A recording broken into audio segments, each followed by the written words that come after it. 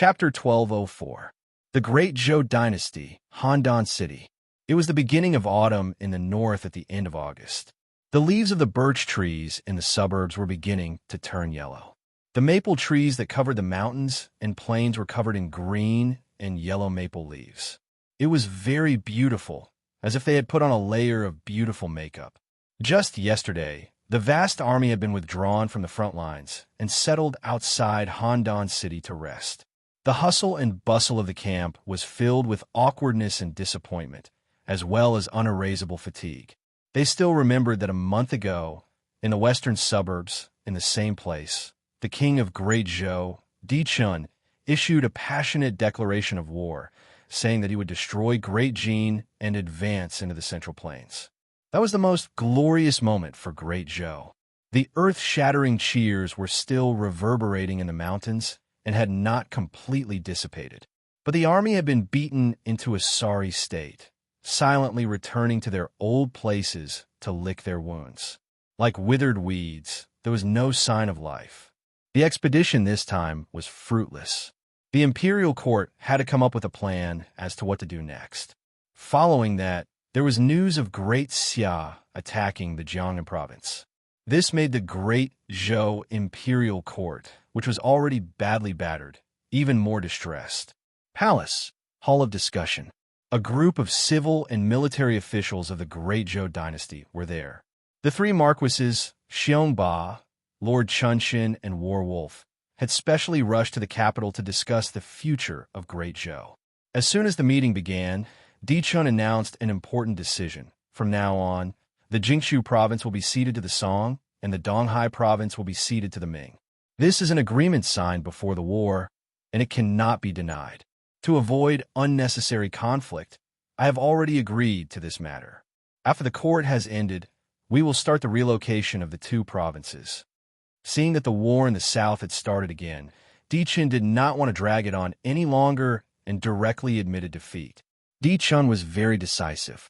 Since he was powerless to prevent the fate of the two provinces being occupied, any unnecessary delay would only make Qin and Tang suspicious, which was not conducive to closer cooperation between the five countries. Smoothly ceding two large provinces would also make the Song and Ming kingdoms remember the good of the Great Zhou. As soon as he finished speaking, there was a commotion in the hall, especially Lord Chunshin and Warwolf. Their faces were black the entire time, looking as if they did not want to be near. Even if they wanted to object, they could not find enough reason and could not muster up the courage. In the end, he could only endure in silence. To any dynasty, ceding territory was a humiliation, but they had to swallow this humiliation. Di Chun gestured for everyone to be quiet, then continued. Wandering Huan will be relieved of his position as the governor of Wannan. Marquis Qi Zhanlang will be appointed as the new governor. Killing Destroyer will be relieved of his position as the governor of Ludong. Marquis Chunshan of Chu will be appointed as the new governor. This time, Wandering Fantasy and Army Kill Ripper were the ones with dark faces. Back then, in order to stabilize the precarious situation of the Yan-Huang alliance, the two lords were forced to give up their territories and move to Wannan and Ludong as governors. Their power had been greatly restricted.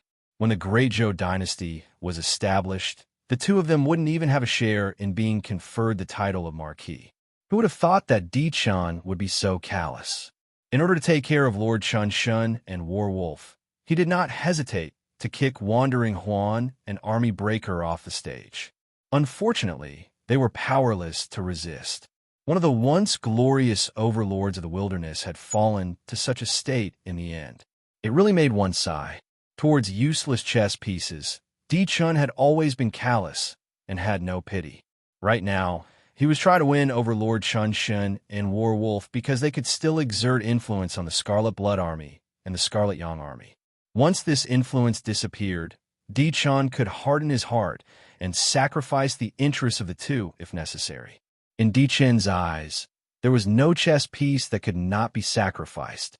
Although the Great Zhou dynasty was no longer at its peak, for Di Chun personally, it was the best time to consolidate his royal power.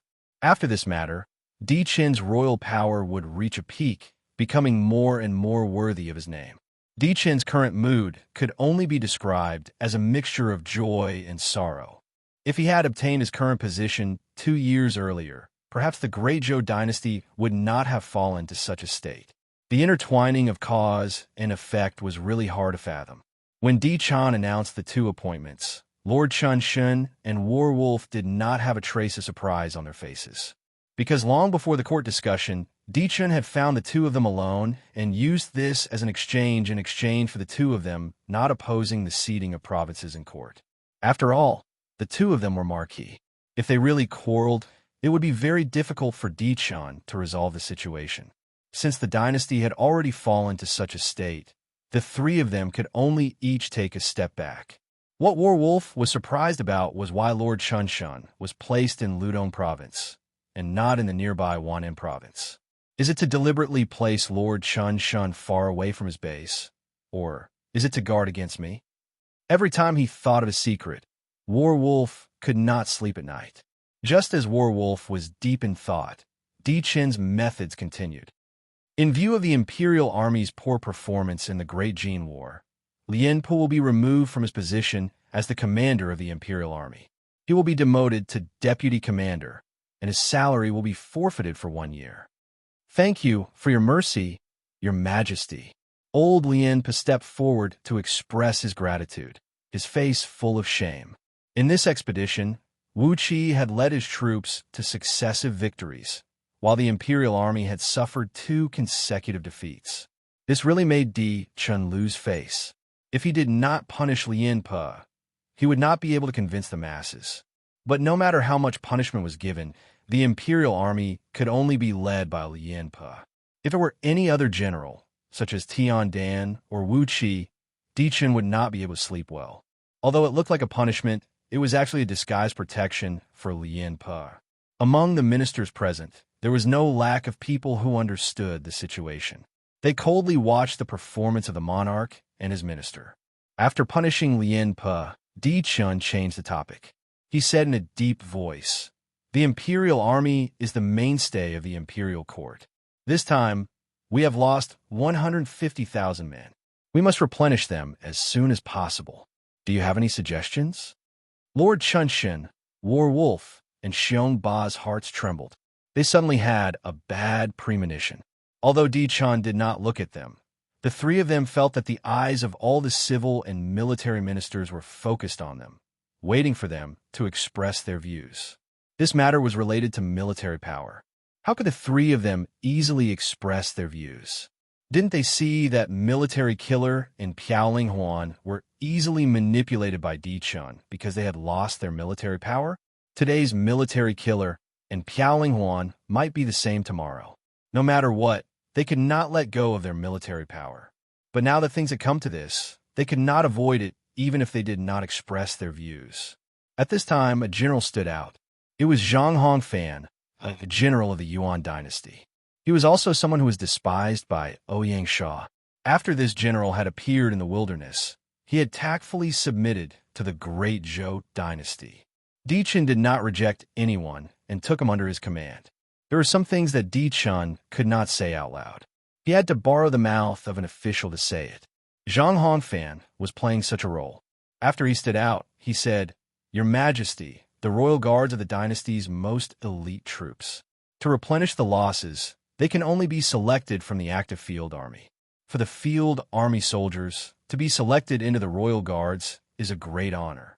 I think they will not reject it." Zhang Hongfan's words were not wrong. Just like the Xia Imperial Guards, there had never been a loss of personnel.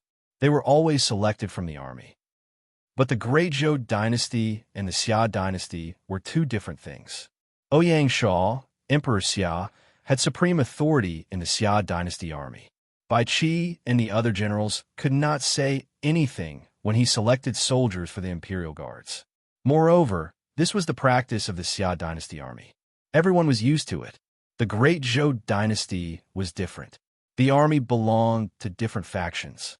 Before this, there was no practice of exchanging soldiers. This time, the royal guards suffered heavy losses. Coincidentally, the surrounding situation was very serious. This finally gave Di Chan the opportunity to pry open the mouths of the Danyang army, the Tyrant army, and the Red Blood army. As Zhang Hongfan spoke, the other officials followed suit. They thought that transferring soldiers from the Danyang army and the other army groups to replenish the royal guards was the most suitable method.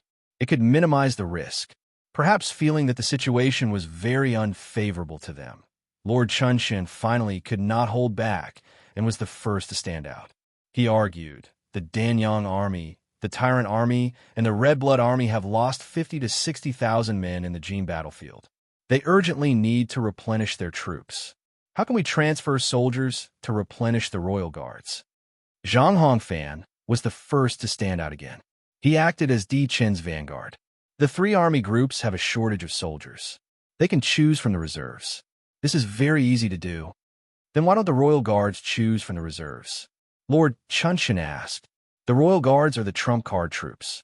The standard of soldiers is naturally higher than the ordinary field army. Choose the reserves? That is not only a disgrace to the royal guards, but also a disgrace to the dynasty. Fine, the matter was back to square one. The court immediately became a mess of arguments. There were those who supported it and those who opposed it. But the more the argument went on, the more unfavorable the situation became for Lord Chunshin and the others.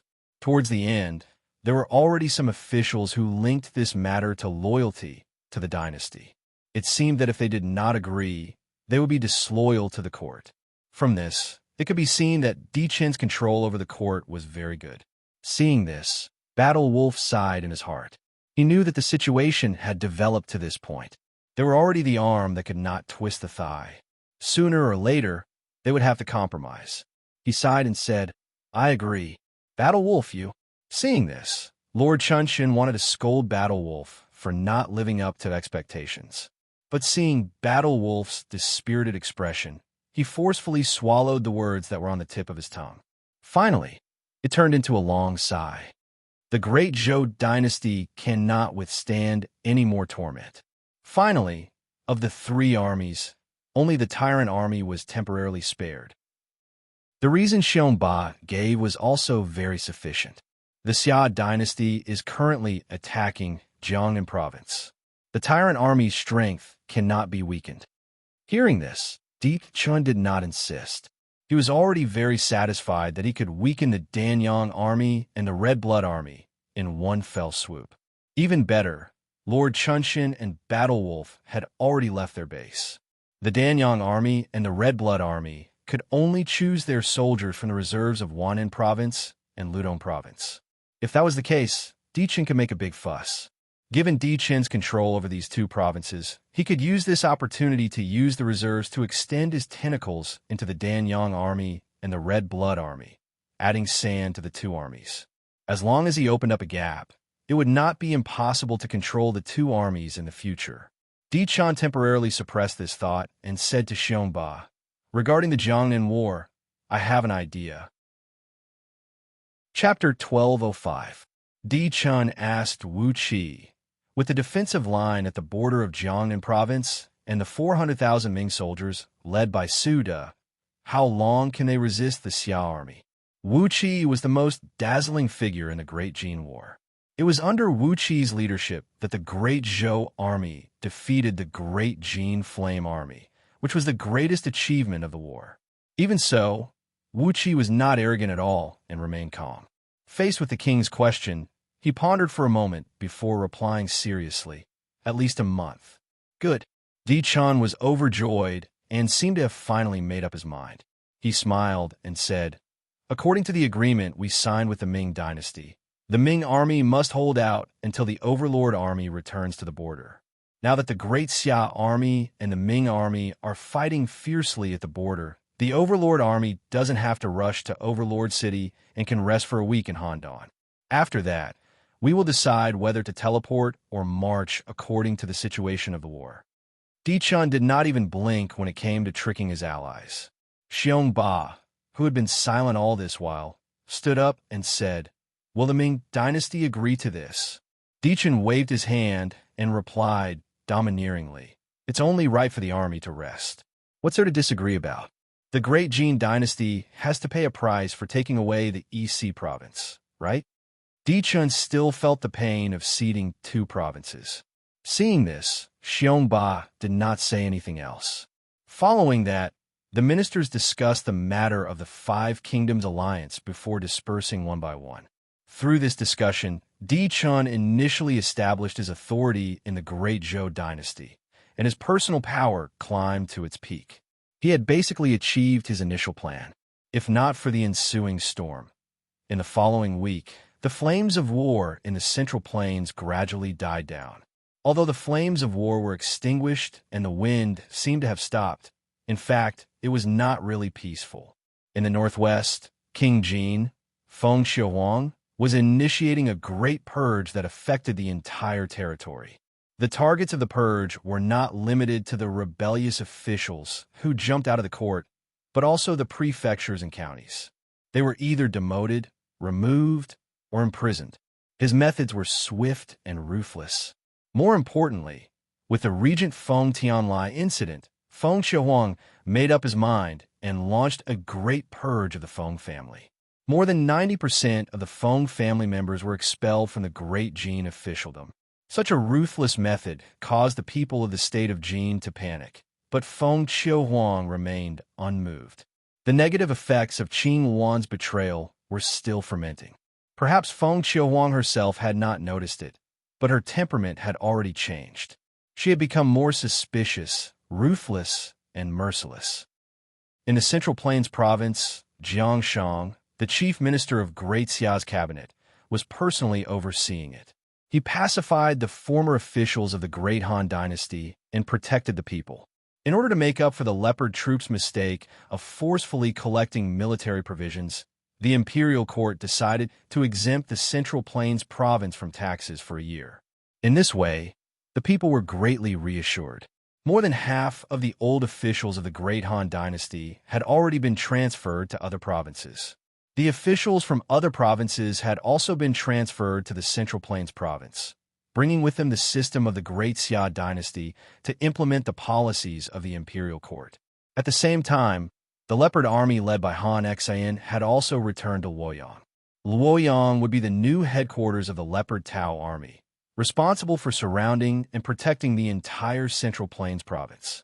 In the capital, Ouyang Shuo personally oversaw things, and the specific affairs were handled by the governor of the northern frontier, Han Qi. As the Qing royal family was sent to Luzong province, the dust settled. The officials of the Qing dynasty in the capital finally gave up all their delusions and obediently cooperated with the governor's yamen, completing the reshuffling of the officialdom in the capital. A group of nobles were also sent to various provinces in the southern frontier, never to step into the northern frontier for the rest of their lives. In the land of Jingchu, the Great Zhou dynasty had already completed its withdrawal, and the entire province fell into the hands of the Great Song dynasty. At this point, the Great Song dynasty leaped up and became the largest dynasty among the NPC dynasties, enjoying a period of limitless glory. The Great Song dynasty also became the biggest winner, second only to the Great Xia dynasty. Without wasting a single soldier, they picked up a huge bargain, causing the two emperors, Emperor Qin and Emperor Taizong of Tang, to be endlessly envious. In comparison, the process of the Great Ming dynasty taking over the Yi province was much more tortuous. Firstly, the war in Jiangnan was still in a stalemate, and the 400,000 Ming soldiers were delayed at the front lines, unable to return to Jianya. Without the support of this large army, Zhu Yuanzhang also didn't have the confidence to take over the Yi province. The attitude of the Great Zhou dynasty was very clear. If the conqueror army didn't return to Jiangnan province, they would never cede the Yi province. In the blink of an eye, a week had passed, and the Great Xia army continued to attack cities and seize land at the borders. In the past 2 days, they had already developed to using cannons to attack the border cities. Zhu Yuanzhang was in a difficult situation, but he didn't dare to express it. After giving up the Jingchu province, the Great Zhou dynasty once again gained a foothold and had more than 800,000 soldiers. It wasn't something that the Great Ming dynasty could shake head-on. They could only continuously send envoys to urge the conqueror army to return to Overlord City as soon as possible. For this, Zhu Yuanzhang was even willing to pay out of his own pocket to pay for the transportation of the conqueror army. Secondly, the East Sea province had a strategic position in the Great Zhou dynasty. One of the two major fleets of the Great Zhou dynasty, the Haizhou fleet, was headquartered in the Haizhou port of the East Sea province. At the same time, they also had naval bases in ports such as Shun City Port. To withdraw the Haizhou fleet from the East Sea province was not something that could be done overnight. Moreover, Zhu Yuanzhang was naturally suspicious and definitely didn't want the Haizhou fleet of the Great Zhou dynasty to be stationed in the East Sea province. For this matter, the two sides argued back and forth, and until now, there was still no conclusion. The matter of ceding land was delayed just like this. During this period, the 5 states of Qin, Tang, Song, Ming, and Zhou frequently sent envoys to each other and conspired against the Great Xia dynasty. An alliance that was stronger than the alliance of the 6 states was taking shape. In addition to the Central Plains, major news broke out in other parts of the Huaxiao region. In the land of Shu, the Shu Han dynasty could only be described as struggling at death's door. Under the blockade policy of the Great Xia dynasty, Chengdu County was completely isolated from the world. Even when Di Qin established the alliance, he didn't consider the Shu kingdom. With the decrease in grain and fodder, the lives of the people of Chengdu became more and more difficult. Even eating was a problem. The imperial court of the Great Xia dynasty lost no time in sending out a letter to persuade Liu Bei to surrender. It said bluntly, "I have long heard that the king of Shu loves the people like his own children. From now on, when Chengdu County is in trouble, I hope the king of Shu can put aside his personal honor and surrender to the Great Xia dynasty and return peace to the people of Chengdu." Naturally, Liu Bei was ashamed of the letter to persuade him to surrender. Even so, Liu Bei, who was well-versed in the thick black theory, was still unwilling to give up. He endured bitterly and didn't take the initiative to surrender. If Liu Bei didn't surrender, the people of Shu Han couldn't bear it. First, a large number of players from Chengdu fled. Other than the super guild, Lao Junguan, which knew that they weren't favored by the Great Xia dynasty, they submitted to the Great Zhou dynasty. The rest basically settled down in the Great Xia dynasty. There were already very few players on the streets of Chengdu. It instantly became deserted. Following there were the commoners, especially those whose families ran out of food. The imperial court was unable to provide relief, so they could only flee to the Shu province of the Great Xia dynasty. Ouyang Shuo instructed the governor of Shu, Tian Wenjing, to do a good job in settling down the commoners. He wanted to use this as an opportunity to attract more commoners of Shu Han to settle down in the Shu province. As long as the commoners of Chengdu County were emptied, the Shu Han dynasty would be a castle in the air. In the second half of the 6th year of Gaia, not only the commoners, but even the merchants, gentry, and even the officials began to flee. They viewed Chengdu as a scourge.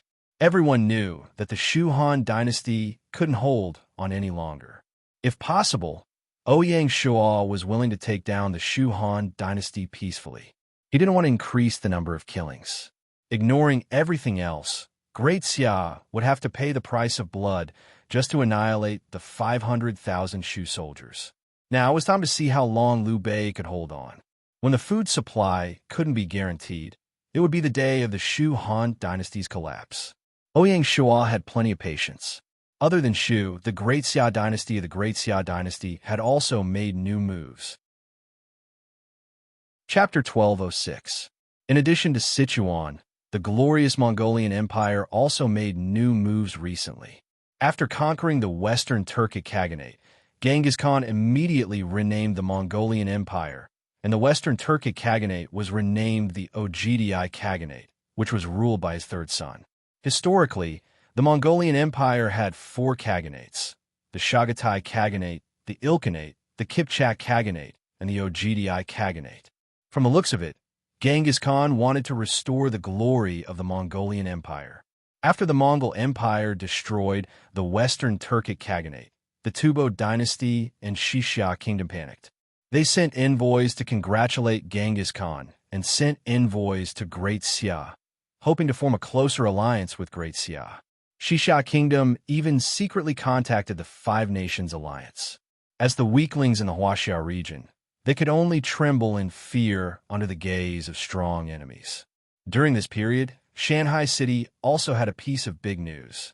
On the 27th of August, while the Great Xia army was still entangled with the Ming army, the Shanghai City Industry Department exhibited a new product, the bicycle. Of course, this was nothing new to the players as it had long been a common sight in reality.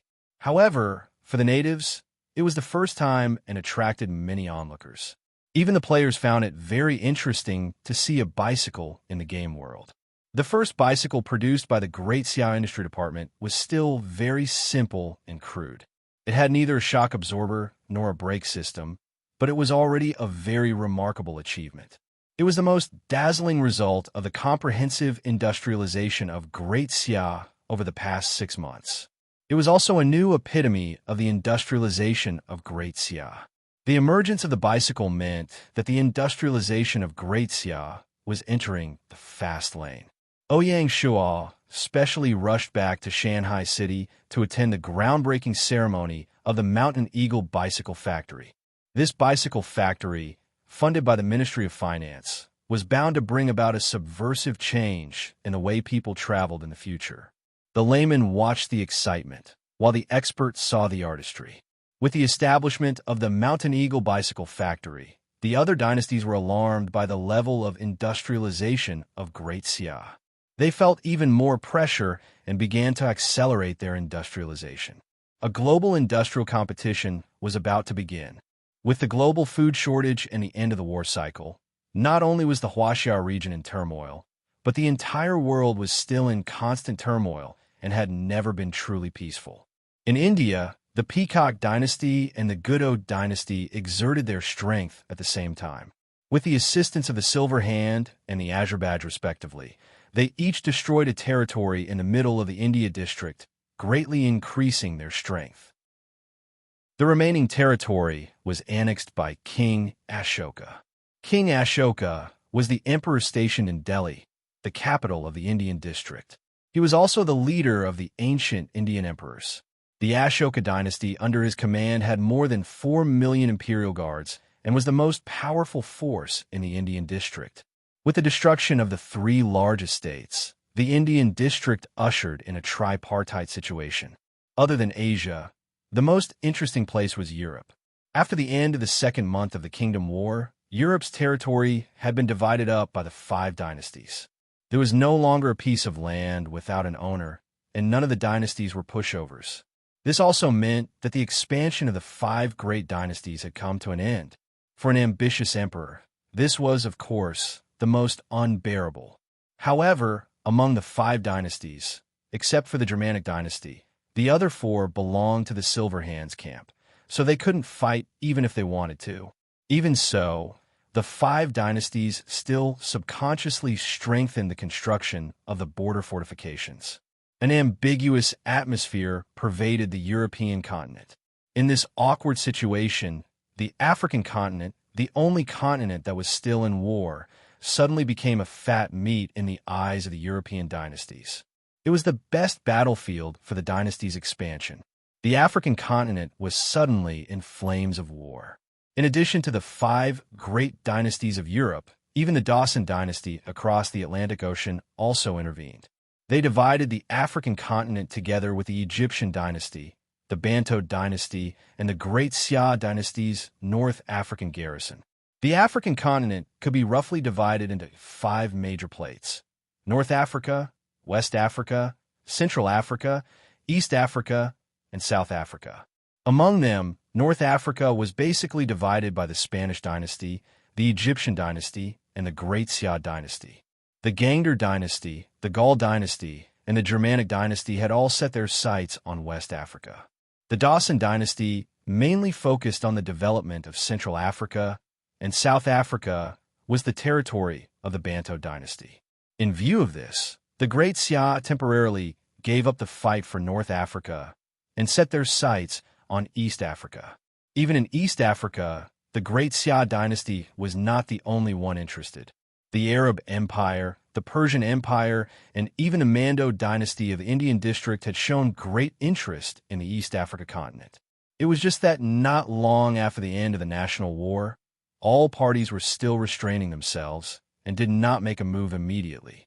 When the dynasties had digested the results of this round of national war, it would be the time for the African continent to be in flames of war.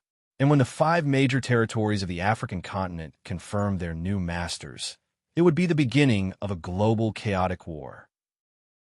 The African continent would definitely become the stage for the Great Xia to duel with the 2 giants, the Silver Hand and the Azure Emblem.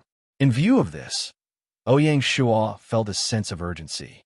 He wanted to unify the Huaxiao region as soon as possible and focus his energy on the African continent to properly compete with the 2 major organizations. Apart from the African continent, the South American continent was not too peaceful either. Although the Indian Empire was the largest empire in the South American continent, it was not powerful enough to cover the sky with one hand. There were still other territories in the north, east, and south of the South American continent. If there were no external interference, the Indian Empire would eventually be able to unify South America. But as the global cake was about to be completely divided, there were finally dynasties that set their sights on the inconspicuous southern continent.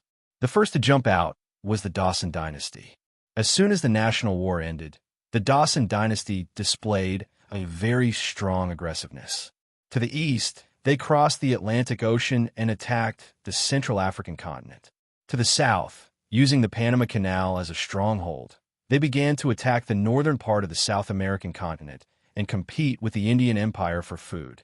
Even the European Gangder dynasty, the Germanic dynasty, and the Spanish dynasty showed great interest in the South American continent. Especially the Spanish dynasty, they coveted the South American continent. In history, the indigenous dynasty of the South American continent, the Inca Empire, was destroyed by the Spanish colonists. In the South American continent, the Spanish weren't without foundation. The Great Xia did not plan to intervene in the South American battlefield because it was too far away. It was beyond their power, and it did not conform to the Great Xia strategy. The only thing they could do was to maintain trade with the Indian Empire. During this period, Ouyang Shuo did instruct the Pacific Fleet to collect information about the mysterious mother continent, but it was a pity that they found nothing. The mysterious mother continent had yet to be unveiled, which made Ouyang Shuo very itchy. Every mysterious continent was a treasure trove. Amidst the chaos, it was September. On the 1st of September, the great Zhou conqueror finally agreed to set off under the repeated urging of the Ming dynasty. They directly teleported from Handan City to Conqueror City. The Battle of Jiangnan had reached its most critical moment. Chapter 12:07. Handan City, Wangqing South Tower. Looking at the gradually disappearing Overlord City through the teleportation array, Di Chun had an unreadable smile on his face. The Overlord army is bound to face fierce attacks from the Xia army when they head south. They may not be able to hold on. When Xiongba asks for help from the Imperial Court, it will be time for the Imperial Court to take complete control of Jiangnan Province. Di Chun's plan was very far-reaching. When Di Chun delayed the return of the Overlord army, it was not only to trick the Ming army and vent his anger, but also to take the opportunity to suppress the Overlord army to achieve his hidden agenda. After defeating Xiongba, the entire Great Zhou dynasty would be under Di Chun's control. Xiongba, you are still my defeated opponent. Di Chun was proud. From a moment the Great Zhou dynasty was established and Di Chun was elected as the emperor, Di Chun had the absolute advantage in the competition with Xiongba and the others, and he had the support of righteousness. Now, Di Chun had turned this advantage into real power. I haven't tasted victory in a long time. At this moment, Di Chun was somewhat intoxicated. Ever since the emergence of Ouyang Shuo, Di Chun had rarely experienced such a strong sense of accomplishment after defeating his opponents one by one. Other than the Overlord army, the Red Blood army and the Red Yang army also left Handan City. The Red Yang army headed south and settled in Ludong province. Then, they made use of the province's reserves to make up for the shortage of soldiers. To shorten the journey, the Red Blood Army first teleported to Red Blood City and then transferred to Wan'an Province. As for the handover of Donghai Province, it would have to wait until the Red Blood Army left. On the morning of the 1st of September, the Overlord Army returned to Overlord City. The 300,000-strong army did not stay in the city. Instead, under the command of Wu Qi, they set up camp outside the city, ready to replace the Ming army at any time and take over the defense of the Jiangnan border. In the afternoon, Marquis Wu and Jiangnan Governor Xiongba invited Xu Da, Chang Yuchen, and the others to the city to discuss how to complete the handover under the threat of the Great Xia army. Xu Da and the other generals gladly accepted. In the past week, the Great Xia army had been attacking like fire. Relying on their familiarity with the defense of the border, they had seized cities along the way. Recently, they had started to attack the border cities from both flanks, constantly reducing the space of the Ming army's defense. Out of the 15 border cities, 4 had fallen. If this went on, Su Da's goal of training his troops would be achieved, but he would also suffer heavy losses. It wasn't easy to see the return of the Overlord army, so how could Su Da not be happy? As for how the Overlord army was going to resist the attack of the Great Xia army after the withdrawal of the Qing army, it wasn't something that Su Da should consider. At 3 o'clock in the afternoon, Su Da brought Chang Yuchen into the city. With the return of the Overlord army, the originally dull Overlord city suddenly became lively. The people in the city were very confident in the Overlord army and the divine General Wu Qi who led the Overlord army. It was no wonder. In the past few years, under Wu Qi's command, Jiangnan province had always been impregnable against the Great Xia's stalwart tiger army and had never been invaded. Even if Great Xia took the initiative to attack, the people of Jiangnan still believed in the army. On the way, Su Da fell into deep thought when he saw this. At the governor's yamen, Xiongba warmly received Su Da's party, discussing the details of the handover with Wu Qi. Because the border was very long and the situation was special, this discussion lasted for 3 hours. At the end, Xiongba smiled and said, "The Ming army is loyal and has guarded the Jiangnan border for more than a week without any complaints. On behalf of the people of Jiangnan, I thank you all. It's getting late, and the residence has prepared some wine. Please do me the honor." "Thank you, Marquis." Seeing that he couldn't decline, Su Da nodded in agreement. According to the plan discussed in the afternoon, from tomorrow onwards, the two armies would switch cities by city. At the thought of being able to return to Jinya soon, Su Da's heart, which had been hanging in suspense, finally relaxed a little. He didn't expect that the upheaval was just beginning. It was an old trick that wasn't worth mentioning, but it was very practical. Just as both sides were getting drunk, Xiongba, who was sitting at the head of the table, smashed his cup as a signal. Groups of soldiers rushed out of the door and quickly took down Su Da and Chang Yuchen. Chang Yuchen was a fierce general, but he was already half drunk and didn't have a weapon on him. Under the siege of the elite soldiers, he couldn't fight against so many and was helplessly taken down. Under the sudden change, Chang Yuchen naturally cursed incessantly, but Su Da was calm, as usual. Looking at Xiongba, he said in a low voice, "Marquis, are you representing the Great Zhou to declare war on the Great Ming?" "The Great Zhou?" Xiongba smiled playfully. To tell the truth, Jiangnan province has already decided to submit to the Great Xia. "What?" Su Da turned pale with fright and lost his composure. Su Da couldn't be blamed for panicking. If this matter was initiated by the Great Zhou, then with the existence of the Five-Nation Alliance, the Great Ming dynasty could still deal with it, and there would still be a chance for negotiations. But if it was initiated by the Great Xia, then everything would be over. Actually, as early as the beginning of July, Ouyang Shuo had sent someone to contact Xiongba to discuss the matter of submitting. Following the Great Zhou's defeat in the Great Jin battlefield, Xiongba finally made up his mind and took the initiative to present the map of the Jiangnan border as a proof of allegiance. During the Great Jin War, at the most critical moment, Ouyang Shuo had considered letting the Overlord army temporarily defect to reverse the situation. But thinking that Xiongba wasn't in the army at that time, the risk was too great, so he dropped the idea. Xiongba was indeed an ambitious person. Since he had made up his mind, he wouldn't hesitate. In order to present a big gift to the Great Xia and pave the way for his future position in the Great Xia, he set his sights on the Ming army. Ouyang Shuo and Xiongba hit it off, and this was how Sun Bin led his troops to attack Jiangnan. Not long ago, Di Chun unscrupulously seized power in Handan City, causing the last trace of guilt in Xiongba's heart to vanish. How could Xiongba not know that after Lord Chunxin and Warwolf fall, it would be his turn? Since Di Chun is heartless, then don't blame me for being unjust. Once the Overlord army returned, Xiongba immediately started without any hesitation. After a while, Su De said gloomily, "This means that from the beginning, the Great Xia army attacking the Jiangnan border was a trap. I was wondering how the enemy understood the Jiangnan defensive line so well." At this point, Su De couldn't hide the bitterness on his face. The alliance between Jiangnan province and the Great Xia was beyond everyone's expectations. But it was also because it happened so suddenly that there was no chance of a comeback. Given the cautiousness of both sides, they definitely wouldn't give the Ming army another chance. Su De looked around and found that Wu Qi was no longer around. He asked, "Have our troops stationed outside the city been killed?"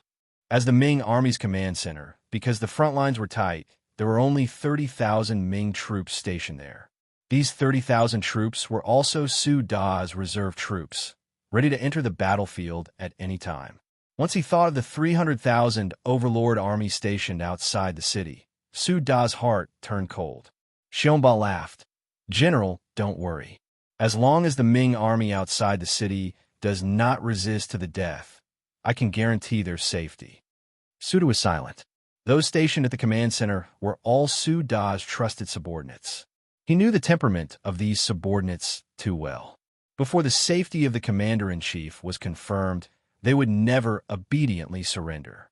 Xiongba seemed to see through Su Da's thoughts and said, "To avoid unnecessary casualties, it is better for the general to write a letter and have someone deliver it."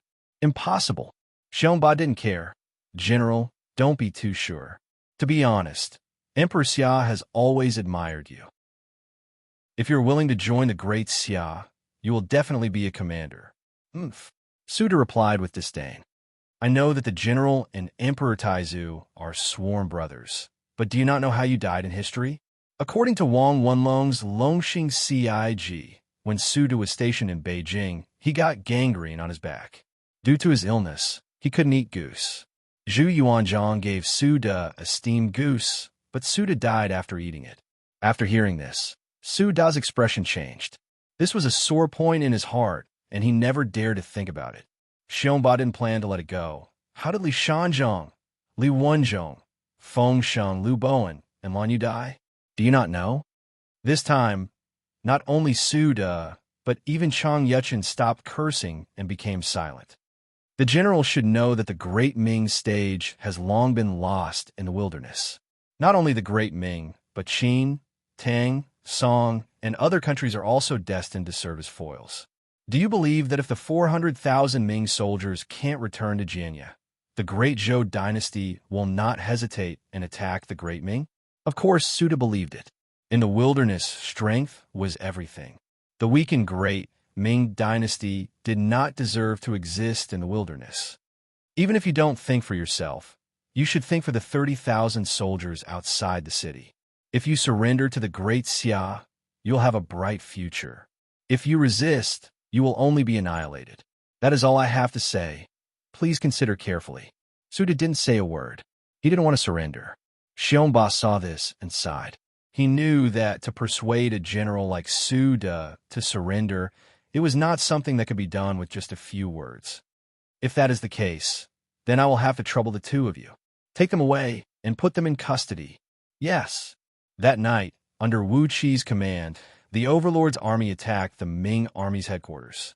The Ming army was caught unprepared and outnumbered. The two sides fought until late into the night, and the Ming army lost more than 5,000 soldiers before they stopped fighting and surrendered. If Wu Qi didn't deliberately reduce the number of casualties, the 30,000 Ming army wouldn't have lasted until late at night. After all, the difference in military strength was too great. Of course, this night battle couldn't be hidden from the eyes of the imperial wind. Di Chun received the report and questioned Xiong Ba through the communication compass that night. But Xiong Ba ignored him and even closed the transportation formation in the Overlord City. Di Chun knew that the situation was not good and gathered all the officials that night for a meeting. A storm suddenly descended on the Great Zhou dynasty. Chapter 1208. Late at night, Handan City. In the imperial study, Di Chun reclined on a chair with his eyes closed. The emergency meeting had just ended. Because it happened suddenly and the intelligence was very limited, the ministers did not come up with any effective countermeasures. Di Chun was very tired. The only thing he could confirm was that Xiong Ba had betrayed the Great Zhou. When he was alone, Di Chun carefully recalled Xiong Ba's performance during this time. But he found nothing. Xiong Ba did not show any abnormality. Only a dog that doesn't bark bites. Di Chun gritted his teeth. When he was at his best, Xiong Ba stabbed him in the stomach. How could Di Chun not be angry? Other than anger, he was more afraid. Di Chun was very worried that Xiong Ba's betrayal would cause a chain reaction that would cause the Great Zhou dynasty to fall apart again.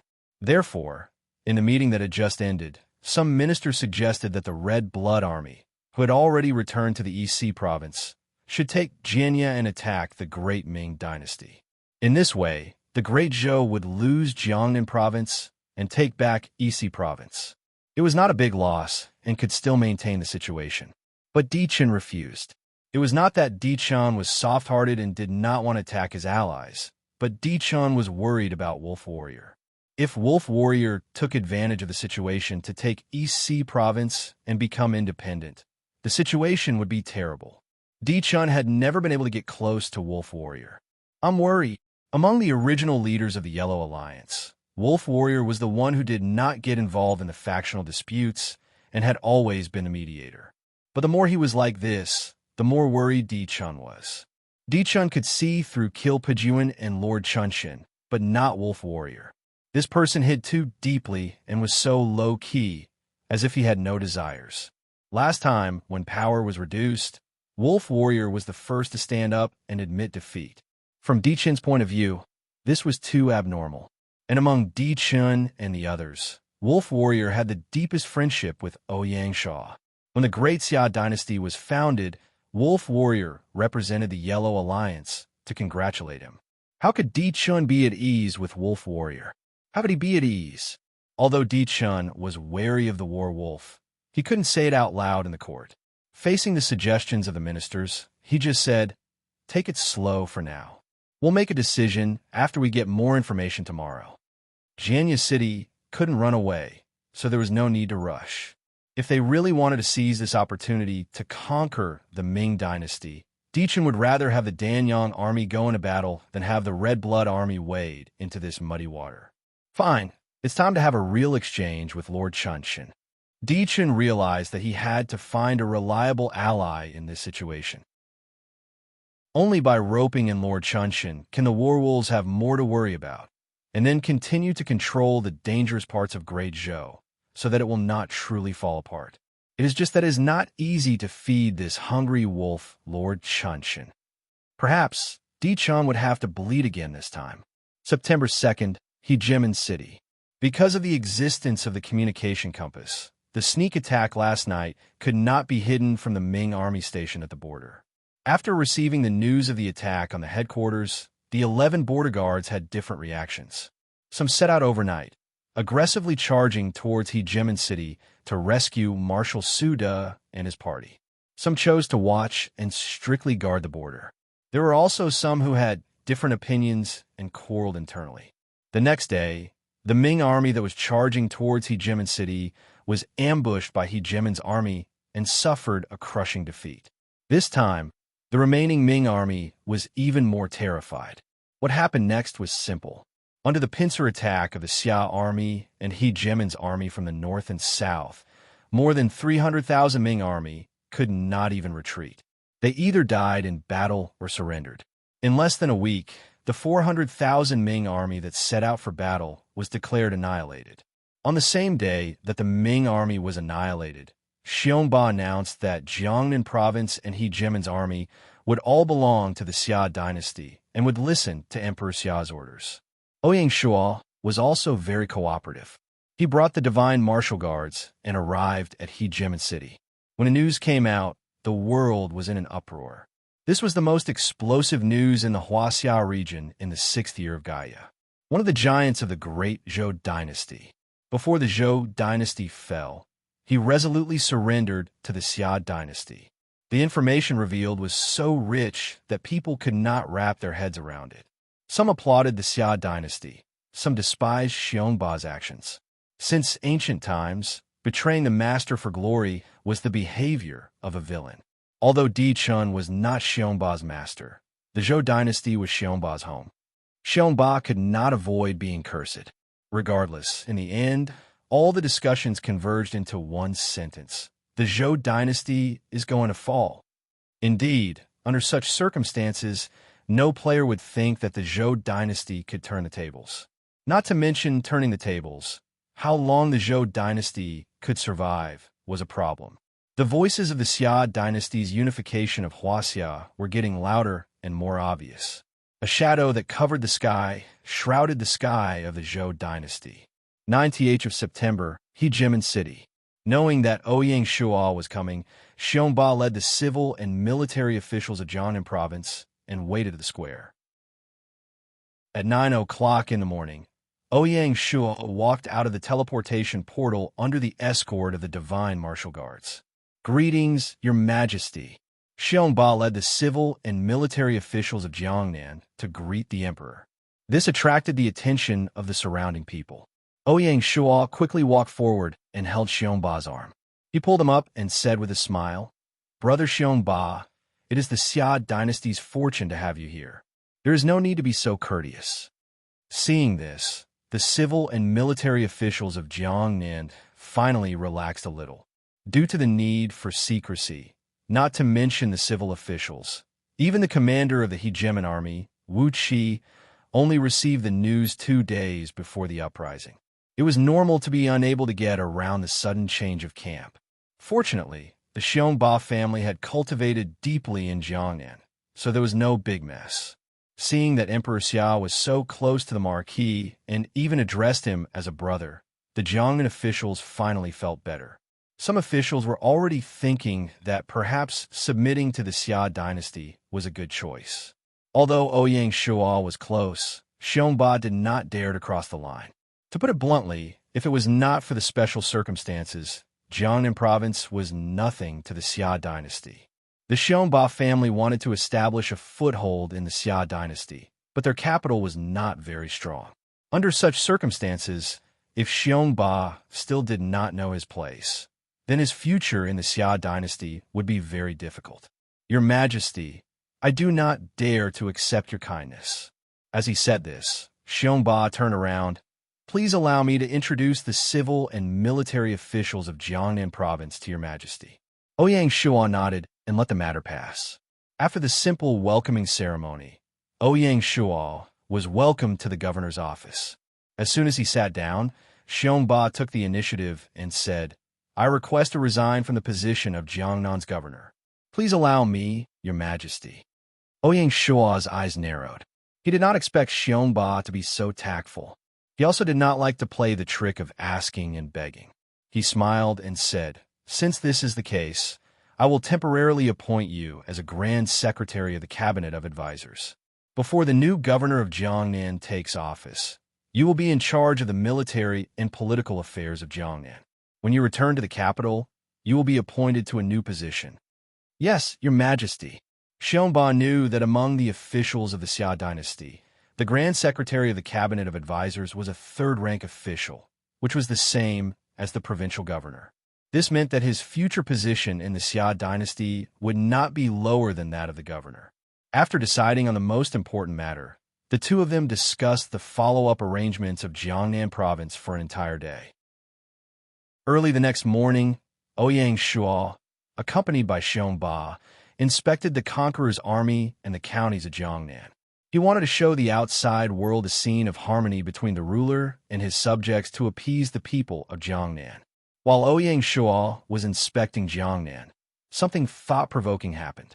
The Red Blood Army that appeared in Donghai Province did not follow the imperial court's order to garrison in Hunan Province. Instead, they stayed in Blood Red City. This action of Zhang Lang once again caused a lot of discussion in the outside world. Some people thought that Zhang Lang wanted to take the opportunity to destroy the Great Ming Dynasty. Some people thought that Zhang Lang wanted to learn from Xiongba and submit to the Xia Dynasty. Some people thought that Zhang Lang wanted to raise the price and wrestle with Di Chun. No one knew what Zhang Lang was thinking. Xie Xian, the commander of the Red Blood Army, said, "The army has just returned from a campaign and is quite tired and needs to rest. Moreover, the officers and soldiers have just returned from a long journey and missed their loved ones. Therefore, they want to stay in Blood Red City for a while." Although Xie Xian said it confidently, no one would believe him. Di Chun was in the most difficult situation. He could not force Zhang Lang to leave the Red Blood Army, nor could he accuse Zhang Lang of being a traitor. That would only push Zhang Lang towards the Xia Dynasty. During this period, Di Chun kept communicating with Zhang Lang and made a lot of promises. He wanted to tie Zhang Lang to the chariot of the Great Zhou Dynasty. For this, Di Chun even promised to let Zhang Lang continue to be the governor of Donghai after the Great Ming Dynasty was conquered. However, no matter how much Di Chun promised, Zhang Lang remained silent. He neither agreed nor opposed. The matter was in a deadlock. Chapter 1209. September 15th, Hejimen City. While Di Chun was trying to persuade the war wolf, Ouyang Shuo was already planning for the Hunan Province. The battle on the Jiangnan border ended. Other than the 400,000 Ming soldiers who died in battle, there were 350,000 who surrendered, including the brave Tiger Army, the Xiangjiang Army, and the Hejimen Army. Great Xia's military strength in the southeast region was astonishing. Unfortunately, there were no Great Zhou troops stationed in Hunan Province at this time. If Great Xia attacked Hunan Province at this time, Liang Di Chun would not dare to send troops to defend and could only give up. Even the Qin, Tang, and Song kingdoms did not dare to send reinforcements because Hunan Province did not have a teleportation formation. After a discussion, they decided to let the Xiangjiang army escort 350,000 Ming prisoners of war back to Jiangchuan Province to wait for the reorganization of the Bureau of Military Affairs. The Xiangjiang army returned to Jiangchuan Province with the intention of monitoring the Song dynasty. The stalwart Tiger Army was stationed in Jiangnan Province, and the Hejimen Army was in charge of this operation. According to Ouyang Shuo's original plan, he was prepared to send the stalwart Tiger Army into battle. Xiongba's submission to Great Xia had already attracted a lot of rumors. If he allowed the Overlord's army to attack Hunan Province, it would be too much and would push Xiongba into an even more awkward situation. Unexpectedly, Xiongba strongly advocated for the Overlord's army to go into battle. After all, Jiangnan Province was once a province of the Great Zhou Dynasty. Many officials in the province were appointed by the Great Zhou Imperial Court. The Great Zhou Imperial Court is not without influence in Jiangnan Province. On the surface, the entire province seems calm and peaceful. That is because of the existence of the army, so they do not dare to act rashly. In truth, there are already undercurrents surging within. With the addition of the imperial wind, agents fanning the flames, it is not peaceful at all. Taking the opportunity of the conqueror's army attacking southern Anhui, Your Majesty can take this opportunity to use the brave Tiger Army to deter the masses and rectify the Jiangnan officialdom, so that it can truly integrate into the court. When Ouyang Shuo heard this, he looked deeply at Xiongba and said, "We'll do as you say."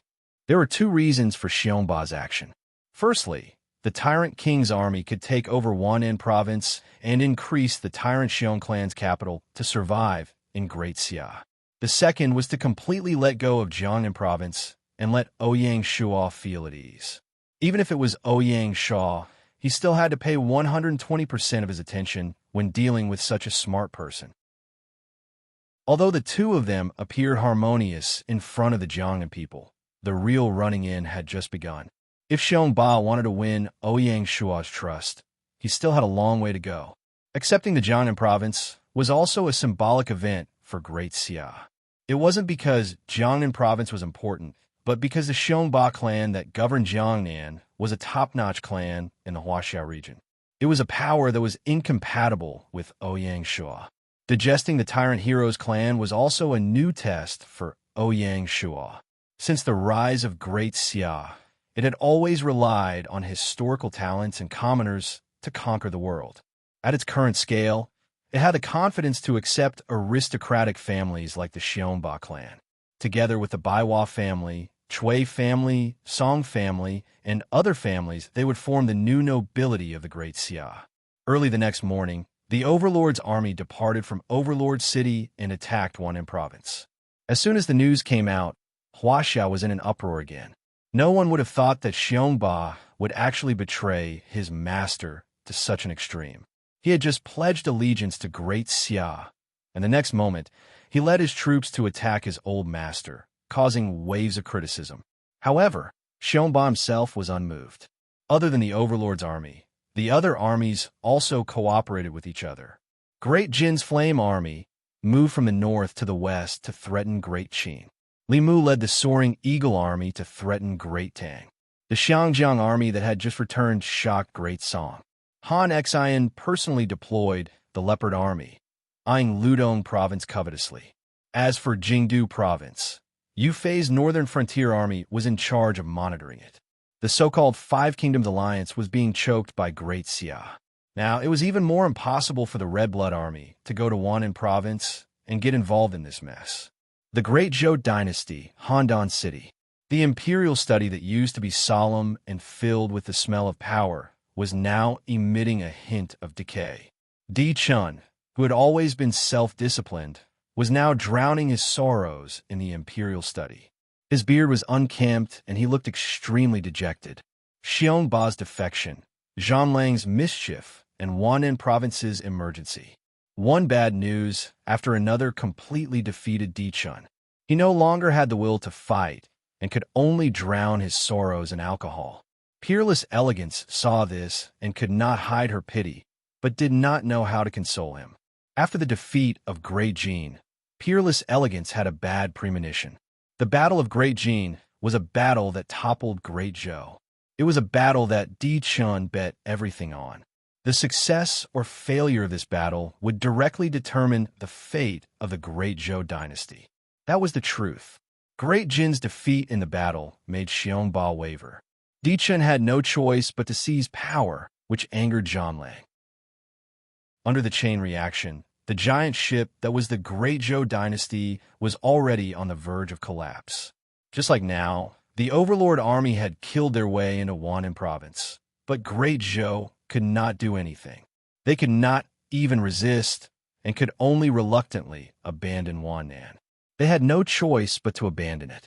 Great Zhou was an internal strife, and Qin, Tang, and Song were under surveillance. Naturally, they did not want to get involved and cause Great Xia's hostility. It seemed that overnight, Great Xia's authority was completely established in Huaxia. The future of Great Zhou darkened overnight. Just as Peerless Elegance predicted, the Overlord army took down Huanan province in just a week. The Overlord army was able to take down Huanan so quickly because of one person, the former governor of Huanan, Piao Linghuan. As Zhanlang did not take up his post in Huanan, Piao Linghuan temporarily stayed in Huanan. One had to know that Piao Linghuan was Xiongba's staunch ally. Since Xiongba had pledged allegiance to Great Xia, Piao Linghuan had no reason to stay in Great Zhou. Fortunately, Xiongba came forward to appease him, so Piao Linghuan temporarily lay low.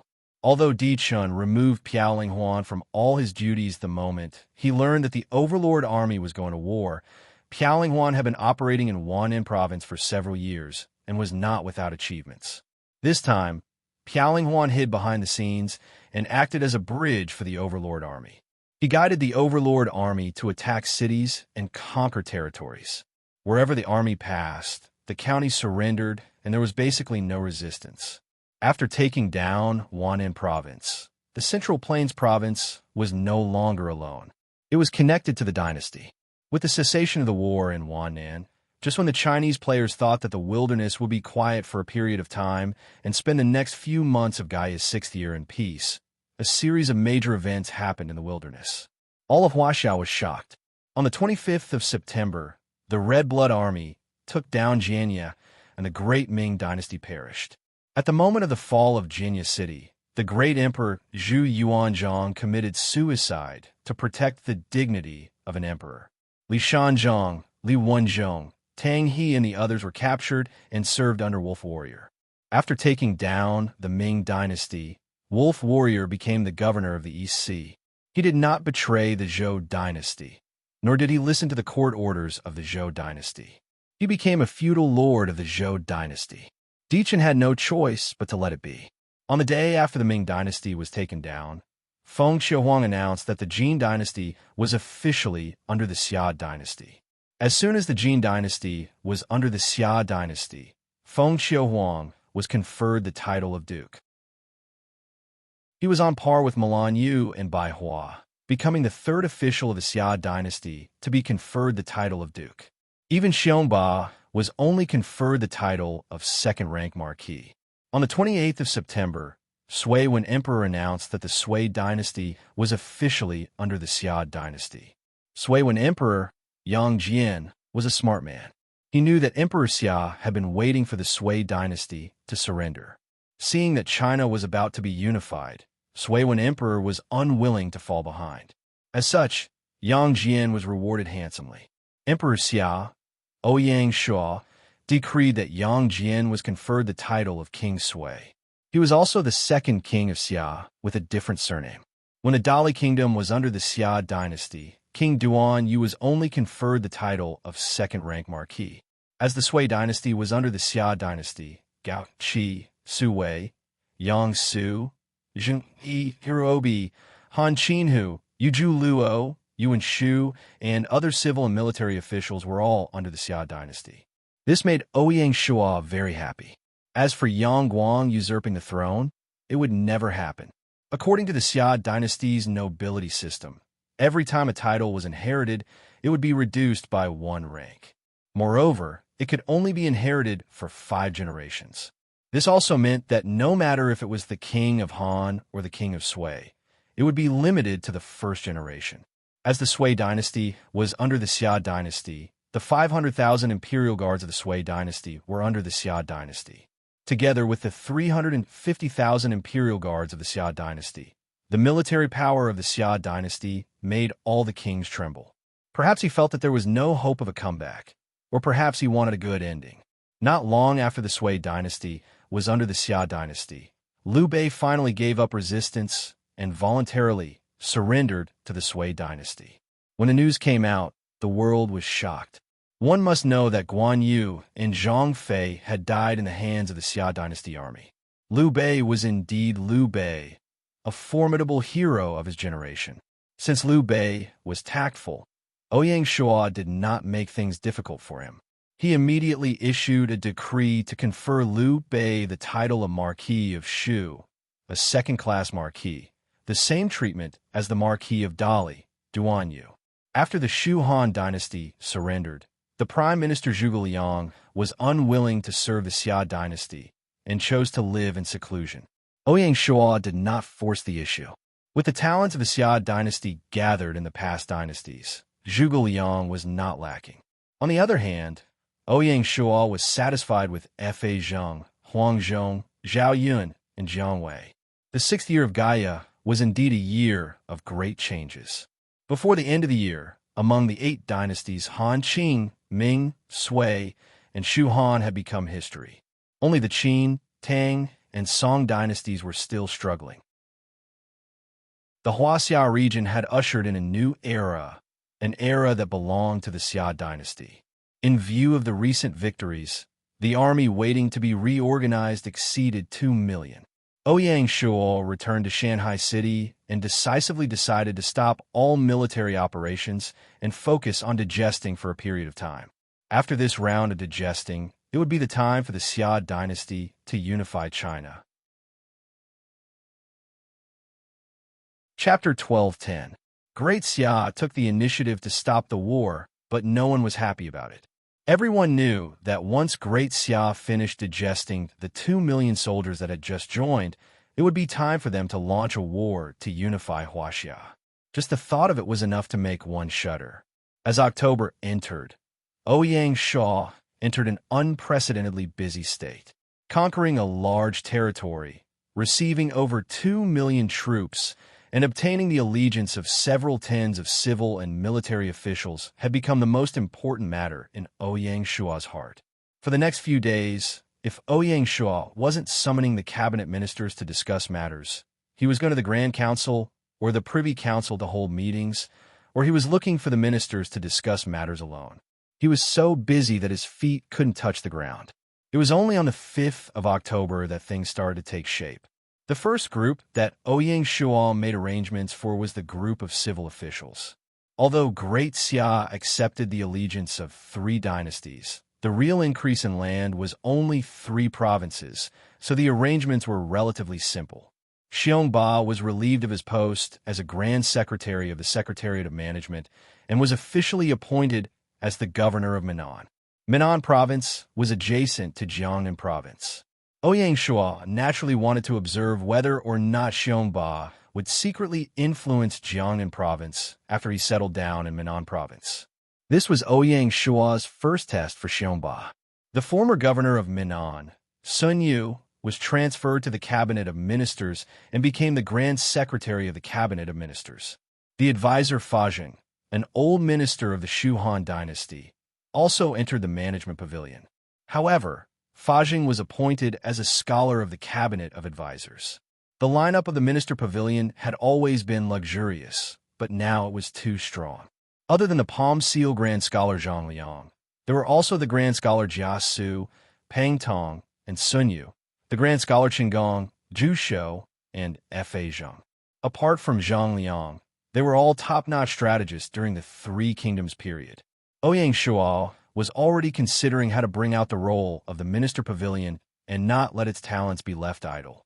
The position of Jiangnan governor was held by Gao Ying, an old minister of the Sui dynasty. Another old minister of the Sui dynasty, Su Wei, was appointed as the governor of the East River province where the Great Jin dynasty was located. The twin walls of the Great Sui were placed in an important position.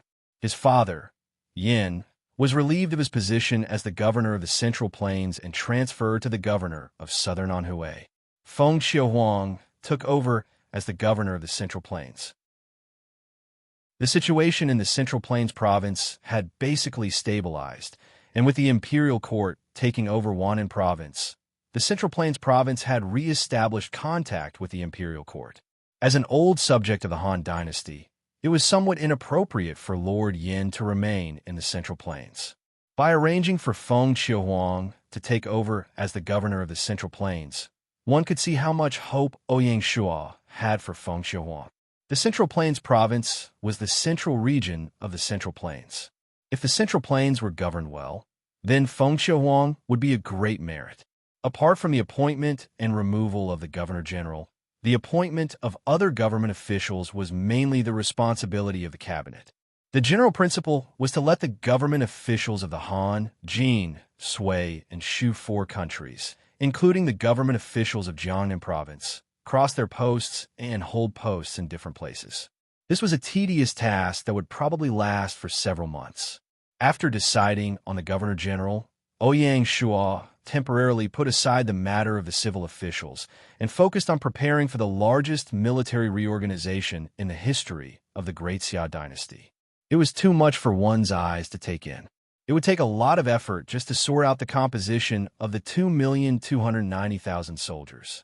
In the Battle of Luoyang, they captured 120,000 Han soldiers. Because Wei Qin died for his country, there were no talented generals left. In the Battle of Exterminating the Qing, they captured 320,000 Qing soldiers, but they didn't have any talented generals. In the Battle of the Jiangnan border, they captured 350,000 Ming soldiers. They obtained the divine General Su De, the imperial general Chang Yuchen, and the two king-level generals Deng Yu and Feng Sheng. After the Great Ming Dynasty was destroyed by Zhang Lang, Su De and the other generals finally stopped resisting and surrendered to the Great Xia. The Jiangnan province surrendered to the Great Xia dynasty. They obtained the conqueror's army of 300,000 and obtained the divine General Wu Qi. The Great Jin dynasty surrendered to the Great Xia dynasty. The Imperial Guards and the Blazing Flame Army had a total of 340,000 and obtained the five generals Gazi, Meng Tian, Ran Min, Wang He, and Zhou Bo. The Great Sui dynasty surrendered to the Great Sui dynasty. They obtained the five generals Yang Su, Hiru Obi, Han Qinhu, Yuju Luo, and Yuan Shu. The Shu Han dynasty surrendered to the Great Xia dynasty. They obtained the three generals Huang Zhong, Zhao Yun, and Jiang Wei.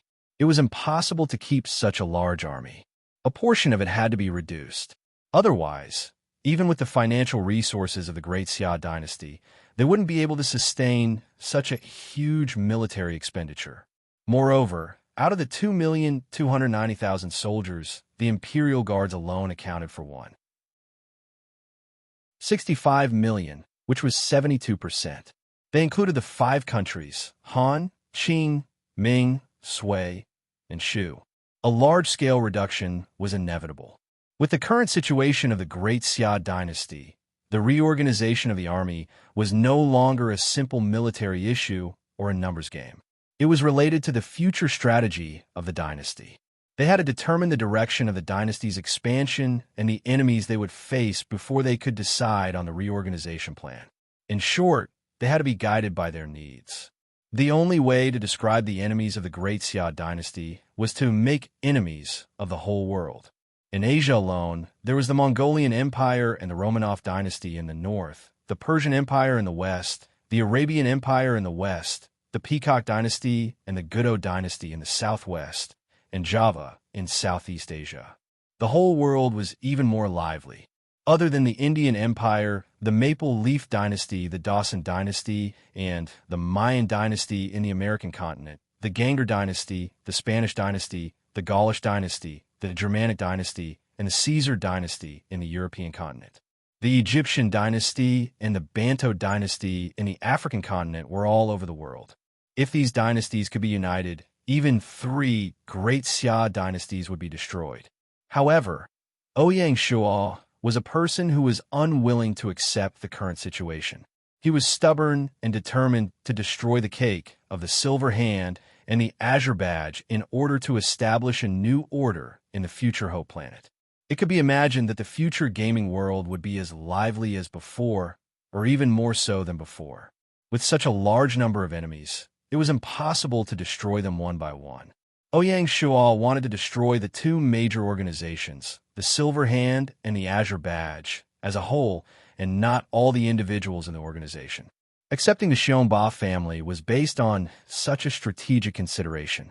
Ouyang Shuo temporarily identified three main breakthroughs. The first was the Peacock Dynasty and the Gudou Dynasty in the southwest. Considering the existence of the Ashoka Dynasty, this was the most difficult point. The second was the Persian Empire in the west. If he could take down the Persian Empire, he could deter the Arabian Empire in the west, the Caesar Dynasty in the northwest, and the Romanov Dynasty in the southwest. The third was the African continent. In the next year or two, the African continent will be the focus of the world. It was also the front line for the Great Xia dynasty to wrestle with the Silver Hand and the Azure Badge. Among the three breakthroughs, the one that needed to be strengthened the most was the African continent. At present, the Great Xia dynasty had only deployed the West African Army and the East African Army in North Africa. Not to mention the future war in Africa, it was impossible to take down the East African territory.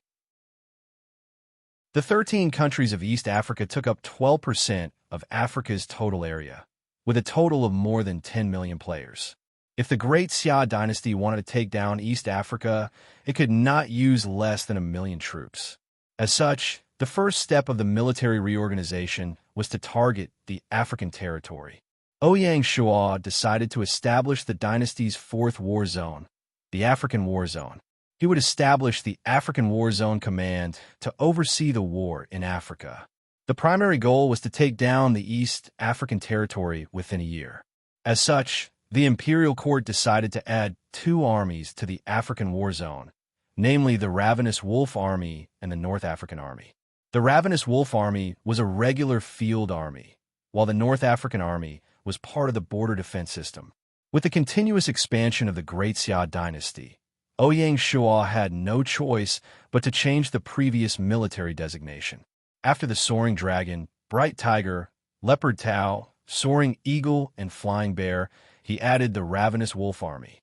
As such, Ouyang Shua decided to cancel the designation of the Guards. There were two reasons. Firstly, the Guards were originally planned to be the dynasty's first purely firearms army. However, with Gaia greatly increasing the military strength of the generals and soldiers, firearms and cold weapons coexisted and became the trend in the army. As such, a purely firearms army was of little value. Secondly, the establishment of the Guards was to strengthen Ouyang Shua's direct army, so as to prevent an army that was weak on the inside and strong on the outside.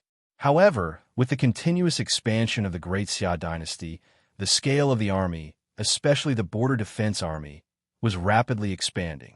No matter how Ouyang Shua strengthened his direct army, he was unable to change the situation of being weak on the inside and strong on the outside. The only way was to impose reasonable restrictions on the war zone. Furthermore, with the continuous expansion of the territory, the Imperial Guards were like a firefighting team. They would be teleported to the southwest battlefield and then to the southeast battlefield. It was a waste of money and effort, so it was not desirable. As such, it was better to strengthen the war zone's construction and guard every strategic direction. It would prevent the Imperial Guards from coming to the rescue in every battle. This way, the war zone could have a long-term plan. Due to this, Ouyang Shua decided to cancel the Guards designation. After all, the only core of the Guards had already been split into the various field armies. The cancellation of the Guards designation only required the Privy Council to go through the procedures once. There was no loss. With the cancellation of the Guards designation, the three generals, Zhou Zongtong, Tang Wuquan, and Oda Nobunaga, were all included in the reorganization of the army. The commander of the Ravenous Wolf Army was assigned to Meng Tian, the former commander of the Great Jin Imperial Guards. Since Meng Tian, Shi Dakai, and Di Qing, the three commanders of the North African War Zone, weren't top-notch generals, Ouyang Shua assigned the Ming Dynasty's fierce General Chang Yuchen as a supplement. Zhao Yun and Oda Nobunaga were assigned to the Ravenous Wolf Army, while Hiruobi and Wang Xiai were assigned to the North African War Zone. In this way, the African War Zone had Chang Yuchen, Oda Nobunaga, and Shi Dakai, the three generals who were familiar with firearms. This arrangement was also based on the judgment of the future global war. The European and American dynasties were very proficient in the use of firearms. The African War Zone couldn't be at a disadvantage right from the start. In view of the fact that the African War Zone was far away from the dynasty's central command, many decisions needed to be made independently and in real time. Ouyang Shua also assigned a commander and a military advisor to the African War Zone. The commander of the war zone wouldn't be the commander of the army, and the military advisor would be a professional military advisor. The first military advisor of the African War Zone was Pang Tong, a top-notch strategist who had resigned from his post as a scholar of the Cabinet of Advisors. As for the commander of the war zone, it was beyond everyone's expectations. P.S. The WeChat public account Swordsman Sheng Xiao has been updated to version 20 of the game world map. You can more directly understand the global situation. Those who are interested can follow the public account. Chapter 12:11. The commander of the African War Zone was none other than the current commander of the Southwest War Zone, Bai Qi. Not only was Bai Qi stepping down from his post as commander of the Southwest War Zone, but he was also stepping down from his concurrent post as commander of the Dragon Stallion Army to head to the African War Zone. The Bureau of Military Affairs and the Grand Council would be responsible for establishing the war zone headquarters. On the surface, by Qi being transferred from the powerful Southwest War Zone to the remote African War Zone and being forced to leave the Dragon Stallion Army was a kind of demotion. But when one thought about the future position of the African War Zone, a smart person would never think this way. The African War Zone would be the main battlefield of the dynasty in the near future, and it would also be a place where battles would frequently occur. Given the complicated situation in Africa, Ouyang Shuo needed a trustworthy general to oversee it. Someone had suggested that Wu Qi be appointed as the commander of the African War Zone, but Ouyang Shuo had rejected the idea. There were two reasons. First, Wu Qi had just submitted and had yet to gain Ouyang Shuo's trust. Placing him in the African War Zone, far from the dynasty's core, would not be reassuring. The further a border general was from the core, the more Ouyang Shuo would need to trust him.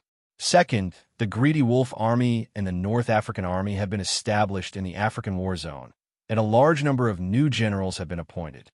If Wu Qi was placed in command of the African War Zone, he would subconsciously group up with these new generals, which would be detrimental to the imperial court's control over the war zone. Because of this, Ouyang Shuo had chosen Bai Qi over Wu Qi. Of course, there was no need to doubt Wu Qi's abilities. Even among the divine generals, he was an outstanding existence.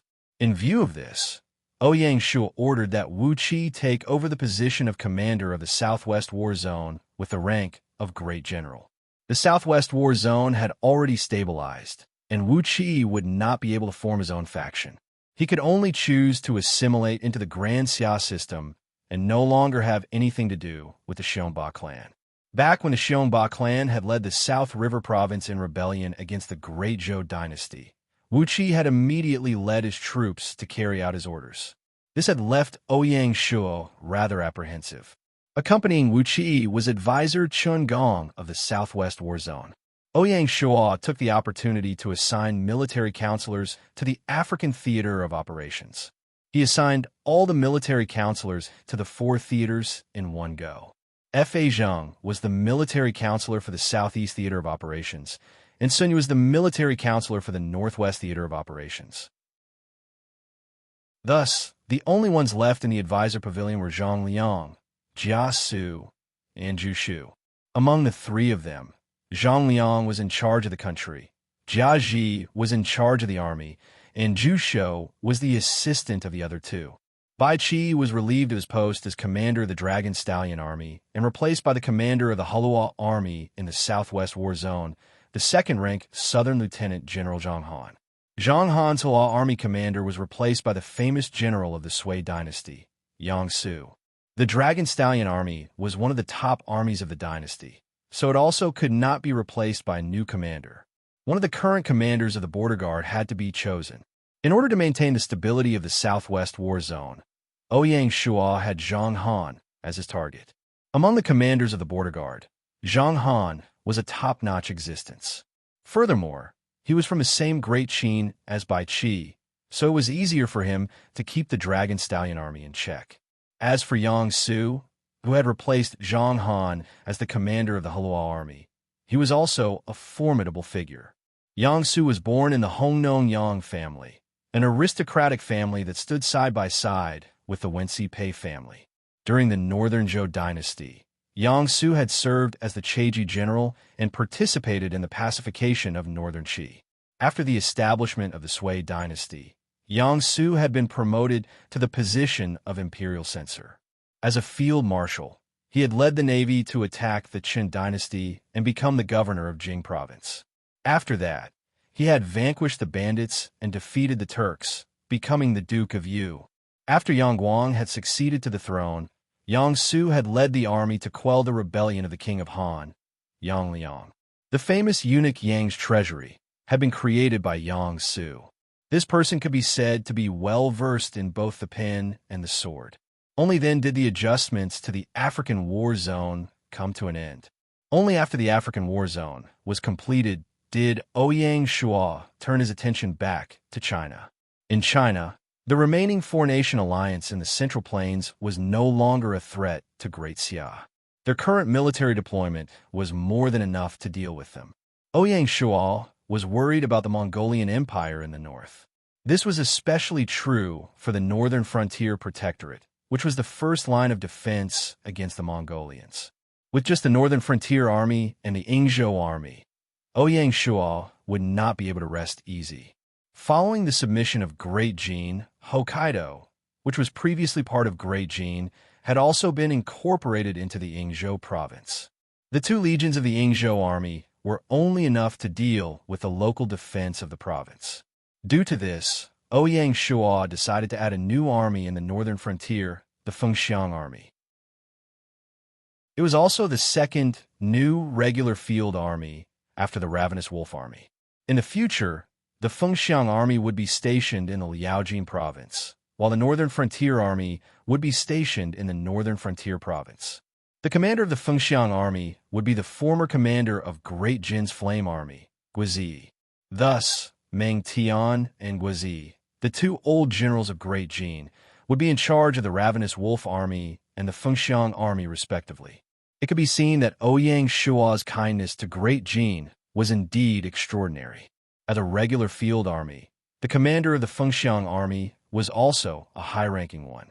The old general of the Sui dynasty, Zhuliuo, the old general of the Jin dynasty, Ran Min, the old general of the Ming dynasty, Feng Sheng, and the old general of the Shuhan dynasty, Jiang Wei, were all on the list. All the commanders came from different systems in order to avoid clumping together. Other than defending the northern frontier, Ouyang Shual didn't dare to let his guard down for the Hudong province, which was bordering the Mongolian Empire. He established the Hudong Army, which was part of the border defense system, to guard the Hudong province. Due to the current situation of the war, the Hudong Army was temporarily placed under the control of the Southeast War Zone. The commander of the Hudong Army was the Qing dynasty's general Zhuozongtang. The old general of the Ming dynasty, Deng Yu, and the old general of the Sui dynasty, Yuan Shu, were arranged to join the Hudong Army as the commander.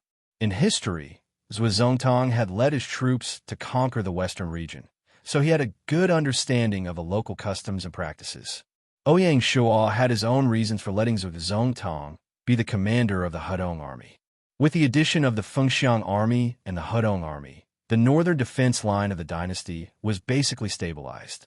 If the Mongolian Empire dared to cross the border and enter the central plains to pillage, Ouyang Shual would definitely let Genghis Khan know what it meant by the invincibility of the Great Xia's army. The Ravenous Wolf Army, North Africa Army, Fengxiang Army, and the Hudong Army. The four armies had consumed 1.4 million soldiers, and there were still 890,000 soldiers waiting to be reorganized. It would be a pity if all of them were dismissed. In view of this, Ouyang Shual decided to make use of this opportunity to establish the Yulin Royal Guards, which he had previously reserved, in one go to complement the Imperial Guards. The newly formed Yulin Royal Guards was the most special army in the Great Xia Army. First, it had a special responsibility. The Dragon Stallion Army, the Brave Tiger Army, and the other regular armies were designated for external expeditions, while the Northern Frontier Army, the Southern Frontier Army, and the other border defense armies were, as the name suggested, mainly to guard the borders. The Yulin Royal Guards were different. Their main responsibility was to guard the monsters' nests. With the continuous expansion of the Great Xia territory, the capital, Shanghai City, and the surrounding 4 to 5 provinces had already become the central hub of the dynasty. They were far away from the borders and safe. In the future, when the four-nation alliance was eliminated, the central hub would continue to expand. The duty of the Yulin Royal Guards was to guard the monsters' nests in the central hub. As for the border provinces, the Border Defense Army would take care of them, and there was no need to deploy a specialized demon suppression army. Yes, the Yulin Royal Guards was a valiant demon suppression army. Second, the composition of the soldiers was special. In view of Great Xia's consecutive victories, they had recently sped up the reorganization of the elite players in the capital. Even without Ouyang Shual's request, a large number of guilds had already taken the initiative to accept the reorganization. Anyone would realize that holding on to the towering Great Xia was more secure than anything else. More than half of these elite players would be placed into the Yulin Royal Guards. According to the plan of the Privy Council, the ratio of combat players to the indigenous soldiers would be maintained in the Yulin Royal Guards. In other words, the Yulin Royal Guard alone would absorb nearly 180,000 elite combat professional players. Ouyang Shuo had already announced that the combat players recruited into the Yulin Royal Guards had to be the top existences in the Huaxia region. Ordinary experts wouldn't be able to join. Correspondingly, the indigenous soldiers selected to join the Yulin Royal Guards would also be the elite of the elite. They were carefully selected from 29 million people, and the winning rate was 1 to 13. There was a reason for such a high standard. Ouyang Shuo's establishment of the Yulin Royal Guards wasn't only focused on the game world, but also on Planet Hope. This army would be the vanguard of Great Xia's conquest of Planet Hope in the future. Therefore, from the beginning, they had to adapt to the barracks environment and learn military rules and discipline. They also had to accumulate experience in fighting with monsters and improve their actual combat ability. Ouyang Shuo didn't tell anyone about this. The commander of the Yulin Royal Guards would be godly General Suda, who had the rank of general. Bloody Romance and Xiaxiun, the two big shots of the guild, took up the position of vice commander and learned from Suda. The 5 legions had a similar arrangement. The commander of the 1st Legion, Tsang Wuquan, was the deputy commander of the Blood Shadow Alliance, and the leader of the Bright Moon Illuminates the River. The commander of the 2nd Legion, Han Qinhu, was the deputy commander of the Rain Listening Tower, and the leader of the Sword Aura Thunderous. The commander of the 3rd Legion, Huang Zhong, was the deputy commander of the Flowing Light Pavilion and the leader of the Flowing Light Pavilion by Songxian. The commander of the 4th Legion, Zhou Bo, was the deputy commander of the Falling Leaf Alliance and the leader of the Luo Wuchen. The only special thing was the 5th Legion of the Yulin Royal Guards. Lin Jing was the commander of the Legion, and there was an experienced general as the deputy commander to assist Lin Jing. As Ouyang Shuo's aunt, Lin Jing was a direct descendant of Ouyang Shuo. Naturally, he had to be especially generous to him. He was also the eyes that Ouyang Shuo had placed in the Yulin Royal Guards, and he was in charge of monitoring the entire Yulin Royal Guards. To avoid arousing suspicion, Ouyang Shuo let Lin Jing lead the 5th Legion instead of the 1st Legion. Apart from the Legion level, the divisions and brigades below had a similar arrangement of chief and deputy positions. Only at the battalion level would the players take on some of the chief positions according to the actual situation, and not all of them would take on the deputy positions. Of course, Ouyang Shuo also said that this arrangement was just a temporary measure. As long as the players had the ability and could make contributions, the Imperial Court wouldn't set any additional obstacles on the road to promotion in the Yulin Royal Guards in the future. Even if they had to replace Suda, Ouyang Shuo was happy to see it happen. As soon as these words came out, the players were naturally excited. They were all proud people, and for the first time, a desire to make contributions rose in their hearts. Even their recognition of Great Xia also increased imperceptibly. Ouyang Shuo's current ability was really good. Chapter 12:12.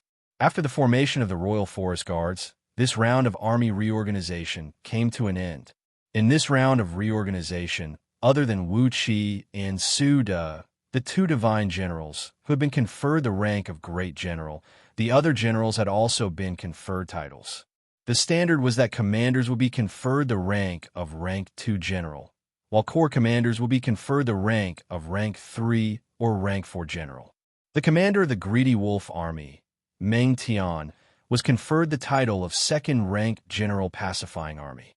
The commander of the Flying Phoenix Army, Guizi, was conferred the title of 2nd Rank General. The commander of the North African Army, Chang Yuchen, was conferred the 2nd Ranked General of the South. The commander of the Ho Army, Yang Su, was conferred the 2nd Ranked General of the East, and the commander of the Hudong Army, Zongtong, was conferred the 2nd Ranked General of the West. At this point, among the 2nd-grade generals, the East, South, West, and North generals, as well as the East, South, West, and North generals were all in place. Among the suppressing army generals, middle army generals, upper army generals, Jinjuan generals, Jinhua generals, and southern lieutenant generals, only the Jinjuan general's position was vacant. General of White Cavalry, General of Cheji, and General of Guard. Among the three generals, only Su Chu was appointed as General of Guard.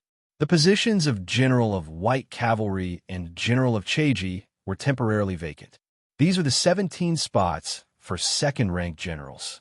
There were only 3 left, together with the 3 generals by Qi, Han Xian, and Li Jing, and the 6 generals Hu Xiubing, Su De, Wu Qi, Sun Bin, Li Mu, and Zheng He. The structure of the upper echelons of the Great Xia army was basically stable. Of the 10 great generals of Huaxia, other than Wei Qing, who died for his country, and Wang Jian, who was in Great Qin, the remaining 7 returned to Great Xia. After the reorganization, the remaining 710,000 soldiers were all included in the list of disarmament after the various corps made up for their losses and handed over to the Bureau of Military Affairs and Civil Affairs for placement. This was the largest disarmament of Great Xia so far. Fortunately, the 2 organizations were already familiar with how to settle the soldiers who were dismissed. They were busy but not chaotic, and everything was orderly.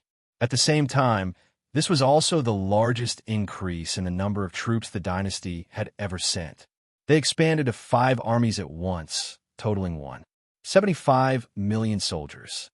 At this point, Great Xia's army alone had reached an astonishing 8 million soldiers.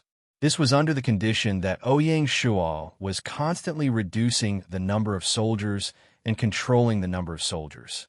Otherwise, the size of the Great Xia army would be close to 10 million soldiers. The 6th year of Gaia was a year of explosive growth in the Great Xia's population. At the beginning of the year, the total population of the dynasty was only around 150 million, far from reaching 200 million. Following which, a large number of players entered Great Xia, and the population of Great Xia quickly approached the 200 million mark. In April, under the strong attack of the Silver Hand, Great Xia went against the wind and attacked on all fronts. In one fell swoop, they captured Johor, Piao, the 3 islands of Java, and Ethiopia, increasing their population by nearly 30 million. What followed was the conquest of the Han and Qing kingdoms, as well as the submission of the Jin, Sui, and Shu kingdoms. Including the people of Jiangnan and Hunan provinces, in just 3 months, the population of Great Xia increased by nearly 80 million. One had to know that every royal city had 10 million citizens. Previously, the battle wolves had effortlessly taken down Jianya, but they had taken advantage of the situation.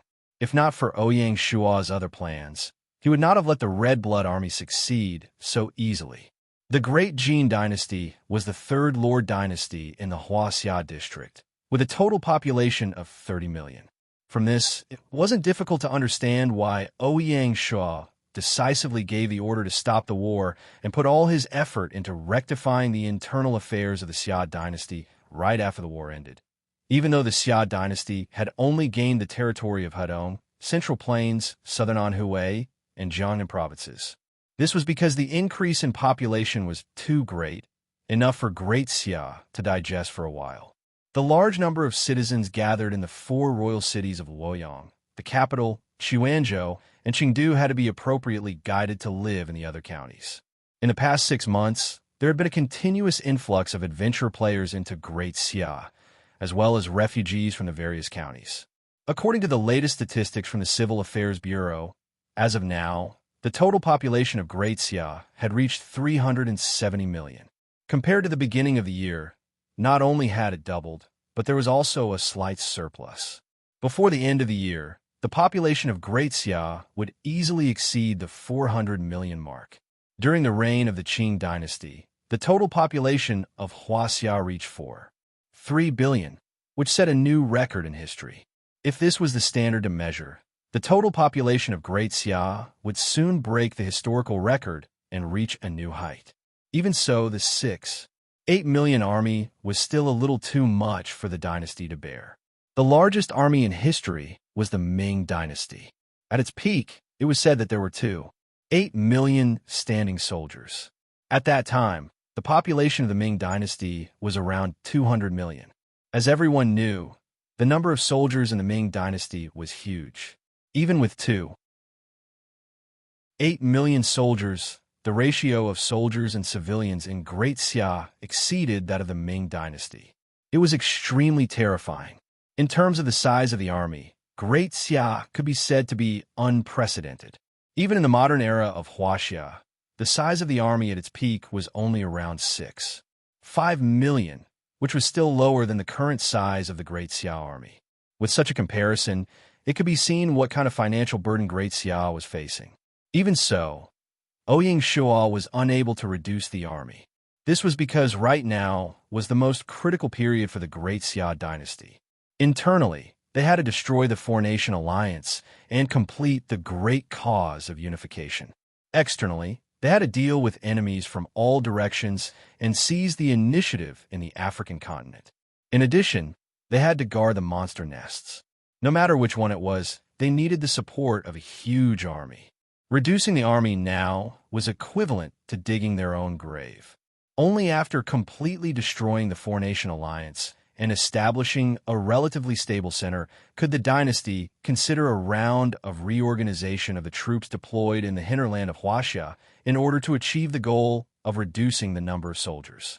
According to Ouyang Shuo's prediction, no matter how much Great Xia expanded in the future or how rapidly its population increased, an army of nearly 7 million was basically close to a critical value. It was unlikely that it would really approach the 10 million mark. The dynasty's future expansion also depended on the army stationed in Huaxia. From this, it was back to the starting point. Only by destroying the four-nation alliance as soon as possible could Great Xia be completely free to go into battle lightly and actively expand outwards. Otherwise, there was no need for Silver Hand and Azure Emblem to make a move. Great Xia might be dragged down by the huge military expenditure and then fall into the quagmire of war, cutting off its own path. Therefore, the submission of the three nations was the most glorious period of Great Xia, but also the most difficult period. Gaia Year 6, October 6th, Shanghai City. Royal City, Temple of Heaven Square. 9 cauldrons were lined up in a row. Each cauldron was 3 feet and 6 inches tall, according to the 365 degrees of heavenly cycle. The circumference was 2 feet and 4 inches, according to the 24 qi of the political calendar. On the cauldrons, there were mountains, rivers, trees, plants, insects, and fish, all of which were lifelike. 2 days ago, the 9 cauldrons of the Shu Han dynasty had already been sent to Shanghai City. At that time, Ouyang Shuo was busy discussing the reorganization of the army with the ministers and did not have time to care about this matter. When the reorganization plan of the army was finalized, Ouyang Shuo rushed over.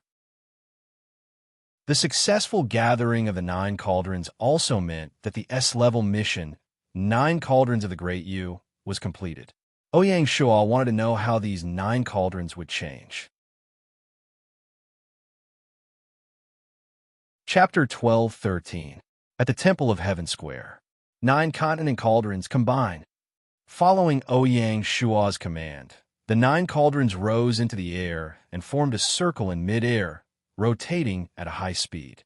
Above the square, a strong gust of wind blew, causing Ouyang Shuo's cloak to flutter. The 9 continent cauldrons rotated faster and faster until they could no longer see the cauldrons clearly, only shadows. At this moment, the Xia cauldron, which was originally placed in the center of the Temple of Heaven, was pulled by a strong suction force and rose into the air, turning into a black ray and appearing in the center of the circle. The 9 continent cauldrons revolved around the Xia cauldron. It was a spectacular sight. About half an hour later, the 9 cauldrons turned into green, black, white, red, yellow, purple, and other colors, all of which were cast towards the Xia cauldron in the center. With this light, the Xia cauldron shone brightly, illuminating the surroundings. Immediately after, the Xia cauldron underwent many strange changes. The cauldron's handle, abdomen, and feet became more and more majestic.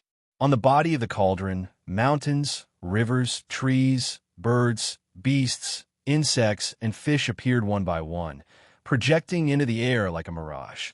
Upon closer inspection, the mountains and rivers, as well as the various birds and beasts, all of them belonged to Great Xia. In an instant, it reflected the mountains of Great Xia, including all the birds, beasts, insects, and fishes that lived within the borders of Great Xia. It was truly the means of a deity. Ouyang Shuo was shocked when he saw it. Such a scene only appeared in myths and legends. It was impossible for mortals to see it. After a while, all the strange phenomena disappeared, and the Xia cauldron, which had changed completely, turned into a black ray again and stopped precisely in the center of the Temple of Heaven, as if nothing had happened. However, Ouyang Shuo knew that everything was different. 9-continent royal cauldron, secret treasure of the Jin nation, exclusive to the Great Xia. It can control the destiny of a nation, open up the world, reopen the boundary of the 9-continent, and define a new territory of the 9-continent. The description was simple, but it was difficult to understand. Apart from knowing that it was a secret treasure of the Jin nation, Ouyang Shuo did not understand what reopening the 9-continent meant. Was it opening up a new space, or redefining the boundary of the 9-continent in the game world? Everything was left to be explored in the future. With the matter of the 9-continent cauldron settled, there was only one condition left for Great Xia to be promoted to an empire, which was to occupy more than 1/3 of the Huaxia region's territory. Ouyang Shuo roughly estimated that with the addition of Hudong Province, Zhongyuan Province, Huanan Province, and Jiangnan Province to Great Xia, it was already very close to 1/3 of the total territory. In other words, there was no need to conquer Tubo. As long as Grand Xia could conquer one more province, it would be able to meet the conditions and smoothly become the Grand Xia Empire. The path before Ouyang Shuo was already a smooth one. Without any hesitation, Ouyang Shuo ordered the cabinet and the chamberlain of dependencies to begin preparations for the dynasty's promotion ceremony. The time was set to be the first day of the first month in the 7th year of Gaia, signifying a new year and a new atmosphere. It was now the 6th of October, and there were still 3 months of preparation time. There was more than enough time. October 8th, Shanghai City. Ouyang Shuo rode his Fergana horse and walked out of Royal City under the protection of a team of divine martial guards. When the commoners saw them, they consciously moved to the sides of the street. Some even bowed to greet them. In the eyes of the Great Xia commoners, Emperor Xia, Ouyang Shuo was an eternal emperor who was deeply loved by the people, especially in Shanghai City. Some of the commoners came to Shanghai City when they were still in the village and witnessed the growth of the dynasty. Now, their children had grown up and became the second generation of Shanghai City. Shanghai City was indeed worthy of the name of the headquarters. Ouyang Shuo's trip this time was to make a trip to the Bank of the Four Seas headquarters to witness a historic signing. The Bank of the Four Seas headquarters was located in the southwest corner of Royal City. Surrounding the bank, there was already a financial street. Just as he reached the corner of the street, he saw the manager of the Bank of the Four Seas, Meng Jida, leading his men to welcome him. "Welcome, Your Majesty." Ouyang Shuo nodded and got off the horse. He passed the reins to a divine martial guard and asked, "Is everyone here?" "Yes, they're all waiting in the guest room." "You are all early." Ouyang Shuo smiled. Very quickly, he arrived at the Bank of the Four Seas headquarters. He entered the main hall, passed through the corner tower, and arrived at the guest room in the backyard.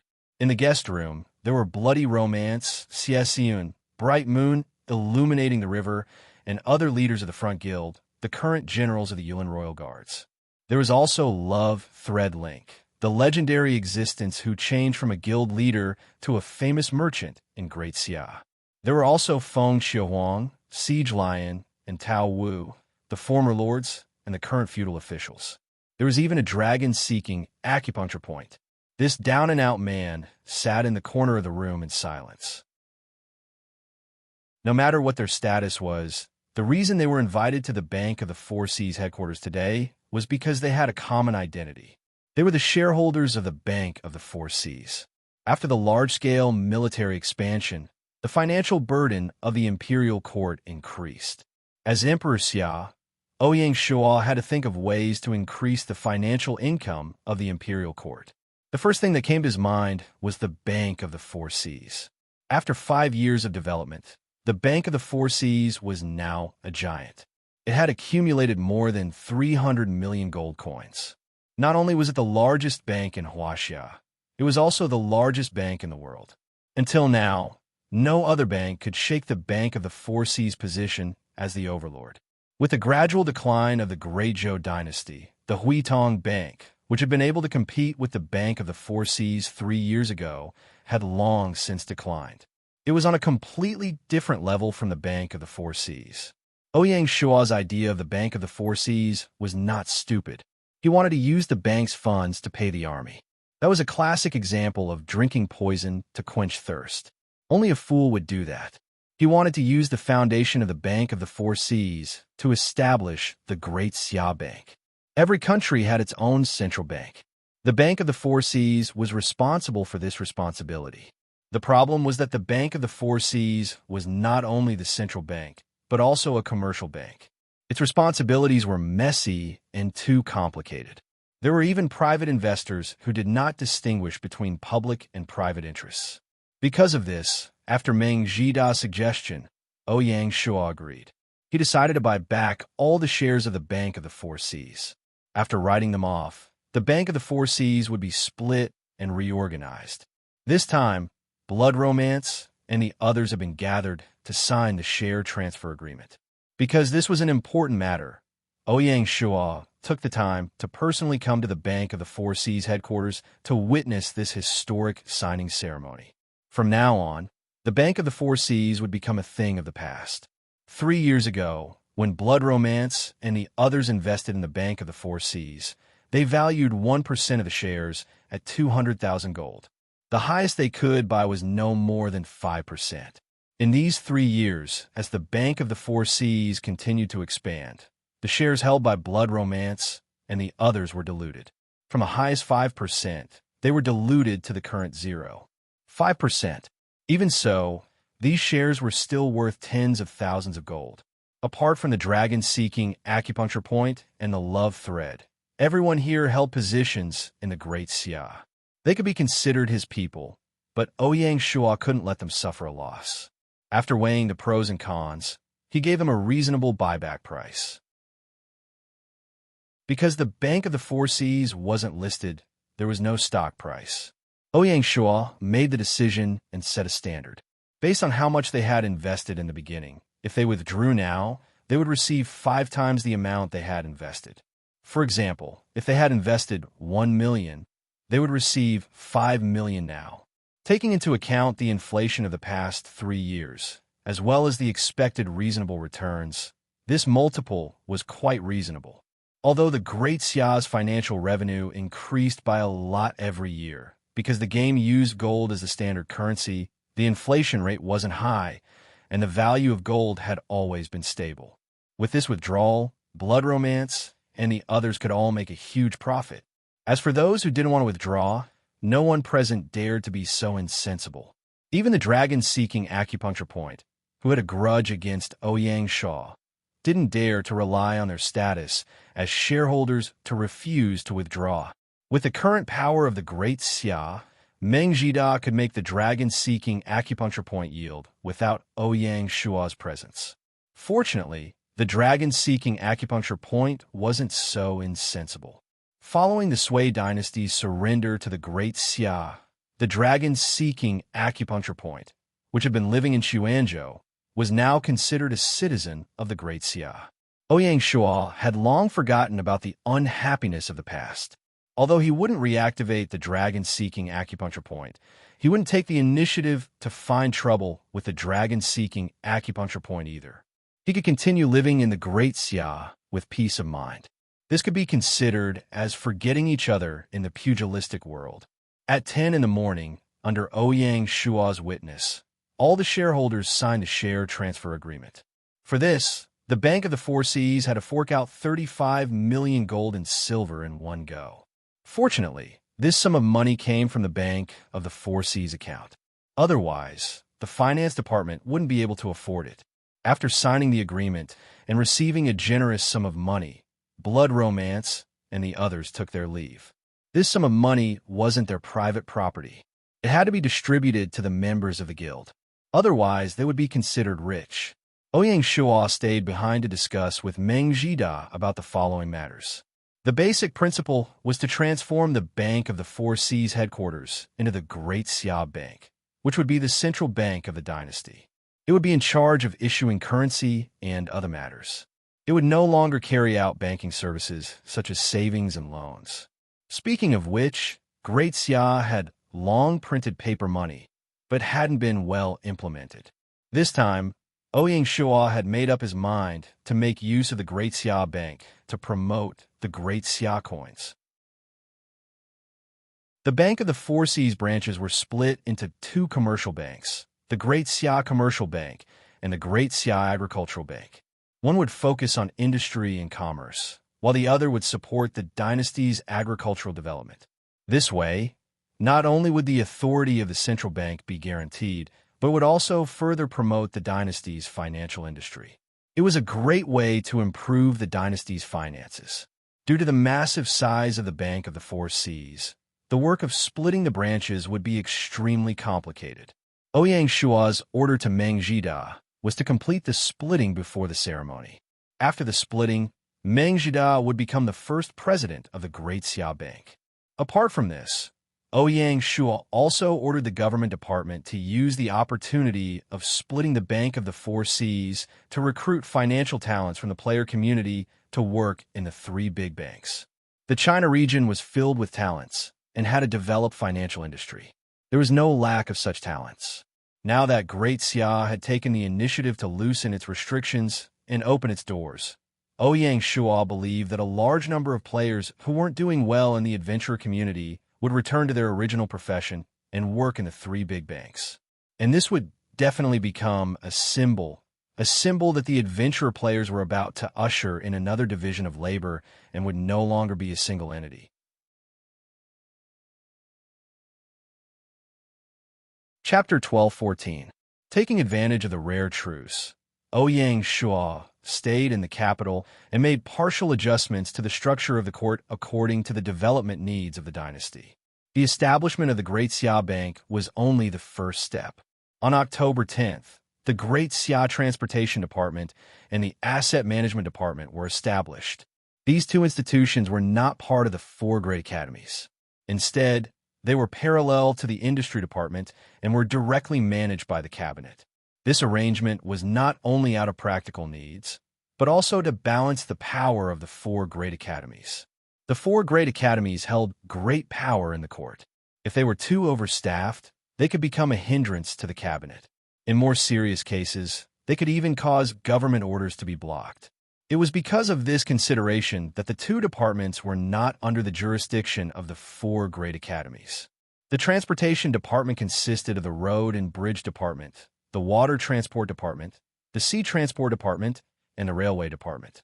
They were in charge of the transportation facilities of the dynasty. They were responsible for drafting and organizing the implementation of road and bridge, railway, river, and shipping planning, as well as coordinating the planning of the comprehensive transportation system and promoting the connection of various transportation methods. The most eye-catching was the Railway Department. With the accelerated industrialization of the dynasty, the construction of the railway was officially put on the agenda. The first phase of the plan was to build a line from Luofeng City in the north to Shanghai City in the south. The Fengshan line traversed the 5 provinces of Hedong, Zhongyuan, Jingchu, Xiangnan, and Chuanan. It opened up the north-south freight channel of the dynasty and strengthened the control of the court over the provinces. Although Jingchu province was still under the rule of the Song dynasty, it was a huge project to build such a railway that traversed the north and south. The difficulty was no less than building the Great Wall of China. The court planned to open the whole line in 3 years. It was because of the Fengshan Railway project that the court wanted to set up a separate railway department. The Asset Management Department, as the name suggested, was responsible for the centralized management of the enterprises established by the dynasty. This responsibility was previously managed by the Industry and Development Planning Department under the Finance Department. This time, it was singled out not to reduce the authority of the Finance Department, but with the rapid expansion of the scale of the group, there was a need to set up a specialized and professional organization to manage it. The Shushan Steel Group, the Huaxia Textile Group, the Huaxia Construction Group, the Tsang Dragon Military Group, and the Eagle Bicycle Factory were all included in the scope of the Asset Management Department. Only the Huaxia Shipping Group was placed under the jurisdiction of the Transportation Department. Taking advantage of the opportunity of establishing the Asset Management Department, the Imperial Court would also carry out restructuring of the Chamber of Commerce, guiding the Chamber of Commerce to carry out the corporate reform, setting up the industry access mechanism, and examining the business qualifications. This work was organized and implemented by the Commerce Department under the Ministry of Finance. Great Xia's economy was prosperous, and the business atmosphere was relatively free. According to the Commerce Department's calculations, there were no less than 5,000 chambers of commerce registered in Great Xia. Among them, the giants of the Chamber of Commerce, such as Bai's Chamber of Commerce, Chui's Chamber of Commerce, Song's Chamber of Commerce, and Yixi's Chamber of Commerce, covered almost all industries. As long as it wasn't forbidden by the Imperial Court, these super chambers of commerce were allowed to operate. The Chamber of Commerce had already become a giant beast lurking beneath the surface of the sea. To the dynasty, this was a potential risk that could emerge at any time and affect the policies of the Imperial Court. This caused Ouyang Shua to be vigilant. With the acceleration of industrialization, the power of capital would only become stronger and more unscrupulous. What Ouyang Shua could do, or rather, what the Imperial Court of the Great Xia dynasty could do, was not to use violence to interfere. That would only destroy the business environment that they had painstakingly established and cause both sides to suffer. The real solution to the root of the problem was to use policy guidance to regulate and restrain the monster before it even surfaced. It was a win-win situation. The reform of the corporate system was the first weapon introduced by the Imperial Court. Through the reform of the corporate system and the establishment of an industrial and commercial registration system, the operations of the chambers of commerce will become more transparent and easier to supervise. The establishment of a business qualification review system could eliminate substandard products and raise the entry requirements of the industry. It was also beneficial for supervision and would not allow the chambers of commerce to swarm over and do whatever they wanted to earn money. Apart from that, it was also beneficial for raising taxes and preventing the chambers of commerce from evading taxes. All of these made Ouyang Shua determined to push forward the matter with great effort. He had to complete the relevant reform and review before the 7th year of Gaia. If any chamber of commerce dared to defy him, they would be blamed for Ouyang Shua's ruthlessness. In the short term, it would indeed affect the enthusiasm of the chambers of commerce and weaken their strength. But in the long term, it would further regulate the business environment of Great Xia. It would lay the groundwork for the next boom in business. Economic development had become the top priority of the territory's construction. On the 11th, Ouyang Shua came to the Privy Council office to attend an unveiling ceremony. From that day forth, the Privy Council would set up a Monster Research Institute. It would be in charge of researching monster combat techniques, as well as developing targeted weapons and equipment. It would also research on how to turn monster meat into high-grade military rations. In October, the monster apocalypse did not show any signs of weakening. In fact, it was becoming more and more intense. According to the statistics of the Privy Council, the number of casualties at the camps near the monster nests was gradually increasing. This caught Ouyang Shua's attention. Gaia was not playing house this time. The monster horde had become a major threat to the territory. It was even more brutal than the bandits in the wild. It was not an exaggeration to place great importance on it. This was only the first year of the monster horde. Would there be any new changes next year? Ouyang Shua had no way of knowing, so he could only strengthen his defenses. It was under such circumstances that Ouyang Shua decided to set up the Monster Research Institute to take the initiative. As the monsters were highly realistic, the research results would be helpful to Planet of Hope. 12th of October, Shanghai City. In the royal study, Ouyang Shuo summoned the Director of Education, Culture, and Defense, Ouyang Xiao, to discuss the upcoming reform of the education system. This was also one of the reforms that Ouyang Shuo placed the most importance on. It concerned the foundation of the dynasty. The reform of the education system was similar to the reform of the bank and the Chamber of Commerce. It was all to speed up the process of modernization. As the dynasty's territory continued to expand, the Southwest University China Hall and the Military Lecture Hall could no longer support the need to nurture high-level talents. The reform had to be carried out.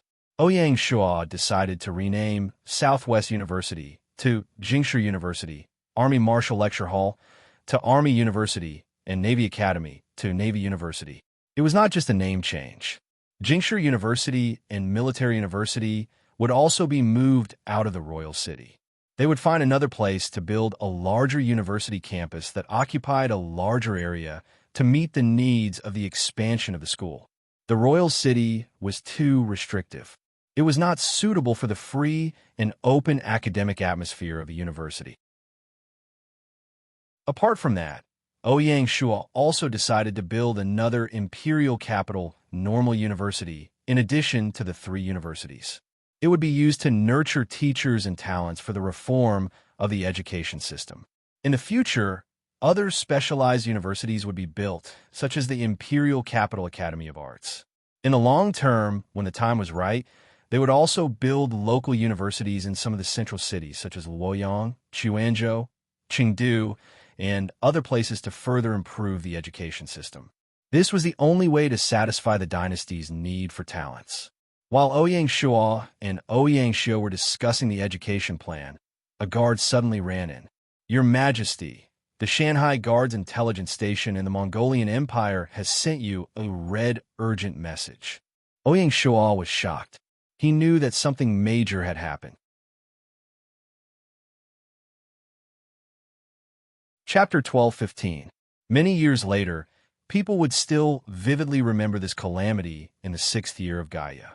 On the 10th day of the 10th month, on the northern border of the Mongolian steppe, on the autumn steppe, the knee-high grass gradually turned yellow. The white-clothed herdsmen were busy harvesting the grass so that their cattle, sheep, and horses could survive the long winter. The haystacks, which were as thick as millstones, were scattered on the vast prairie like guards, silently guarding the prairie that had existed since ancient times, protecting the holy land of the herdsmen. To the Mongolian herdsmen, this was a year of harvest. The floods that had affected the central plains in the first half of the year had no effect on the northern steppe. The grass was lush and the cattle and sheep were healthy. The flocks of sheep were like clouds embedded in the steppe, a delightful sight to behold. Soon after, the empire had won a war in the west and annexed the western Turkic Khaganate. In his delight, the Khagan had exempted the herdsmen from taxes for the next half of the year. This was truly a heavenly grace. With this double blessing, the herdsmen were sure to have a good new year. The herdsmen's faces were ruddy and they were full of energy. They finished harvesting the grass before winter arrived.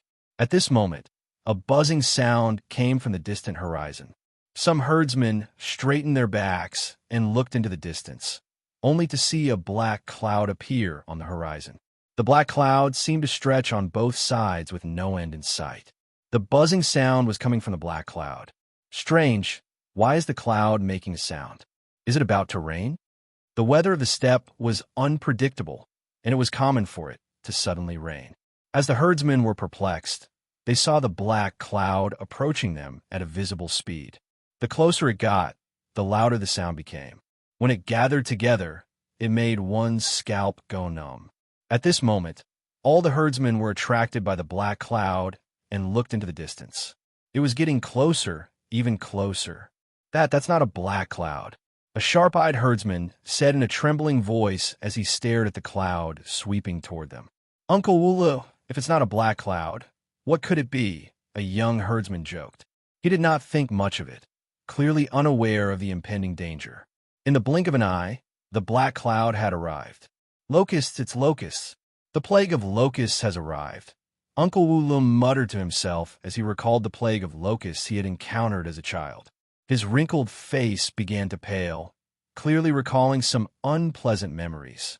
The grassland was a place where locust plagues frequently occurred. The young herdsman could no longer laugh, because they could see clearly that the black cloud was actually a swarm of locusts flying in the sky. Wherever the swarm passed, not a single blade of grass was left.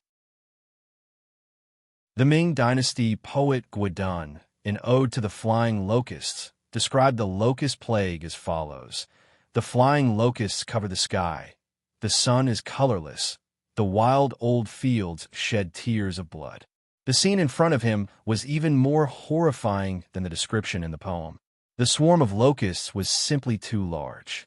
As far as the eye could see, the sky, earth, north, south, east, west, front, back, left, and right were all densely packed with locusts. It was as if they had entered a nest of locusts. No one knew how many locusts there were. Could it be 100 million, a billion, or even 10 billion?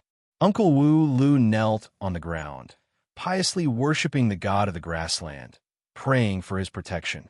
Locusts covered the sky around him, flying up and down in a terrifying manner. The young herdsman was at a loss of what to do. In the vast grassland, there was no place to hide. He could only let himself be devoured by the locusts. Quick, form a circle around the haystacks and hide in it. Some people reacted, unwilling to be captured without a fight. They called out to their companions, driving away the rain of locusts while doing their best to form a circle around the haystacks. Only Uncle Wu Lu was still praying, ignoring the locust around him. The swarm of locusts had flown over from Siberia. They had just hatched from their eggs, and this was the hungriest time of their lives. They ate whatever they saw. The black cloud that the herdsmen saw at the beginning was just the vanguard of the swarm. The further they went, the denser the swarm became. It was no longer a black cloud, but a wall of insects. They were so densely packed that not a single gap could be seen. It was terrifying. Just as the herdsmen formed a circle around the haystacks, Uncle Wu Lu was already drowned by the swarm of locusts. A brave young man took the risk and rushed to Uncle Wu Li's side, wanting to drag him into the circle of haystacks. Uncle Wu Lu did not budge. He only prayed. Seeing that the swarm was getting denser, the young man had no choice but to retreat. To the herdsmen living on the grasslands, using haystacks to build a temporary residence was not a difficult task. Not only were there haystacks in all directions, even the roof was covered with haystacks. Hundreds of haystacks formed an enclosed space. The herdsmen hid inside, using their clothes to cover their bodies, shivering. The swarm of locusts that covered the sky whizzed past. The grassland that was covered with grass a moment ago was instantly barren. Nothing was left. Even the huge haystacks were being eaten by the locusts at a speed visible to the naked eye. After a full 2 hours, the herdsmen hiding in the haystacks could no longer hear the hair-raising, buzzing sound. Only then did they fearfully open the haystacks and walked out. In front of them was a scene of doomsday. The grass that everyone had painstakingly harvested was gone. Even the haystack houses that formed a circle were only left with a thin layer. As far as the eye could see, all that was left was the barren land. Not far away, Uncle Wu Lu lay on the ground. It was unknown whether he was dead or alive. Everything was like a dream. Woo-woo! Suddenly, the sound of crying came from the crowd, getting louder and louder. "It's over, it's all over," the herdsmen cried. They cried for the grass, for the livestock, and for themselves. Without the grass, the livestock would starve, and they would not survive the winter. To the herdsmen, the livestock was the life of their family. Thinking of this, the cries were everywhere. The crying was just the tip of the iceberg. It was not enough to describe the disaster. That day, billions of locusts crossed the border from Siberia and entered the Mongolian grasslands. It was the largest and most tragic locust disaster in history. From the westernmost Ogdi Khaganate to the easternmost Liaojin province, no one was spared. The scale of the disaster was so large that it was rarely seen in the world. The entire Mongolian grasslands were covered by the locusts. From the north to the south, the locusts were unstoppable. Wherever they passed, Not a single blade of grass was left. The herdsmen wailed in pain. The Mongolian Empire was plunged into unprecedented panic. Genghis Khan ordered the entire army to prepare for war. They were to cooperate with the herdsmen to kill the locusts and minimize their losses. The million-strong army roared on the grasslands. The disaster caused by Gaia was not limited to the Mongolian grasslands. Almost at the same time as the locust disaster in Mongolia, the Central Plains, especially the Yangtze and Yellow Rivers, also experienced a locust disaster of unprecedented scale. The middle and lower reaches of the Yellow River, where the locust disaster was high, suffered the most. In an instant, killing the locusts became the norm. For the entire October, China started a massive campaign to exterminate the locusts. In order to preserve the grass and the crops that were about to ripen, the people went crazy. They used nets to kill the locusts, burned them with fire, and even cooked them. But it was useless. The locusts came and went like the wind, whistling past like a hurricane. The people's efforts were like a drop in the bucket. Food production in the affected areas decreased, or even no harvest. It was a foregone conclusion. In ancient times, there were no pesticides like in modern society. There was no way to use airplanes to spread pesticides. The coming winter was bound to be a harsh one. It was not just China. In October, natural disasters occurred all over the world. The African continent was also ravaged by locusts. It was even worse than China. There was a saying among the people, locusts appear in extreme drought, and locusts appear after prolonged drought.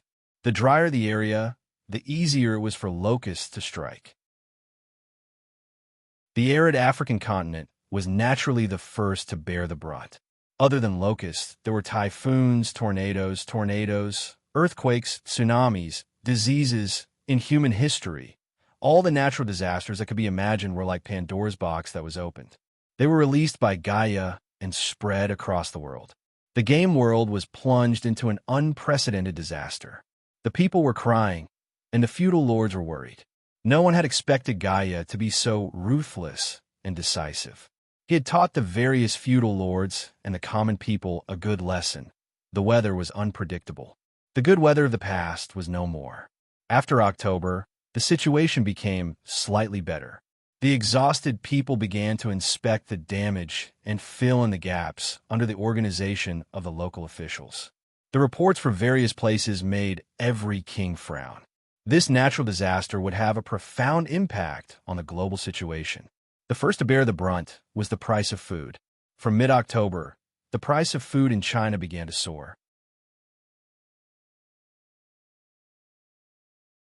Chapter 1216. November 5th, Shanghai City. In the Imperial Study, Zhang Guofan was reporting the disaster situation to Ouyang Shuo. Among the 6 cabinet elders, Zhang Liang and Wei Zheng were working part-time and did not participate in the division of work. Jiang Shang was the chief minister of the cabinet, which was equivalent to half a prime minister. When Ouyang Shuo was not in the capital, Jiang Shang was the governor.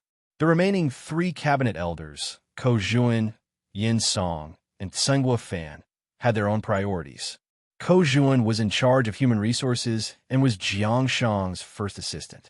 Every time Great Xia conquered a new territory, Ko Zhuan would be in charge of it, except for special areas like the Central Plains province that required high standards of treatment. Of course, if a few provinces were conquered, the cabinet elders might be in charge of it.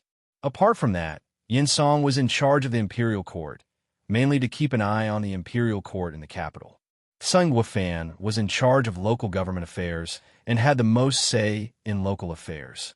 The two of them worked together to maintain the authority of the cabinet. Yin Song was a man of ability, but he liked to cultivate henchmen. If Yin Song was placed in charge of local government affairs, Ouyang Shuo would not feel at ease.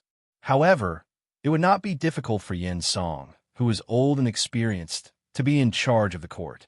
This involved a local disaster, so Zhang Guofan was the one to report. The natural disaster in October affected 17 of the 22 provinces of the dynasty, affecting more than 13 million people, 1 million hectares of pastures, and nearly 20 million mu of farmland. Preliminary estimates show direct economic losses of more than 19 million gold coins. Indirect economic losses are inestimable and are still being calculated. Ouyang Shua gasped when he heard this. Gaia was really ruthless this time, cutting off a piece of meat for the Great Xia dynasty. Were the provinces that suffered the most? Liaojin Province, Central Plains Province, Huanan Province, Jiangnan Province, and North Africa Garrison. These 5 provinces suffered the most. Sun Guofan remembered them by heart. Ouyang Shua did not know whether to feel sad or happy. More than half of them were newly added territories. They were really unlucky. What made Ouyang Shua feel slightly relieved was that the people of the 3 provinces would definitely be grateful if the imperial court was generous. They would then eliminate their estrangement and unite with the imperial court. Have the disaster relief rations been distributed? Ouyang Shua asked. Sun Guofan replied. According to His Majesty's instructions, disaster relief is like fighting a fire. The imperial court directly took out a portion of the grain, reserves they bought before the new year, and used it for disaster relief. Wait until the unaffected areas have been harvested before filling the warehouses. Ouyang Shua nodded in satisfaction. Great Xia was a large empire, and this natural disaster was probably the biggest loss to the entire world. However, it was also because of the large scale of the family business that there were still many areas in Great Xia that were not affected by the disaster, or that were not severely affected by the disaster. By robbing the east wall to pay the west wall and moving the left and right, as long as the imperial court provided some assistance, they would be able to make up for the losses. It was unlike some dynasties that had small territories. Once a disaster struck, the entire territory would be affected, leaving no room for maneuver. Not to mention the other regions, just in China alone, the Mongolian Empire on the plains, the Great Zhou dynasty on the lower reaches of the Yellow River, and the Great Tang on the upper reaches of the Yellow River were all severely affected. On the other hand, the Xixia country and the Great Qin country, which were right next to the prairie, were lucky enough to avoid the disaster because the vast prairie had been fed with locusts. What made Ouyang Shua even more wary was that the Mongolian Empire was one of the hardest hit areas, and as a nomadic people, they only had a single source of food.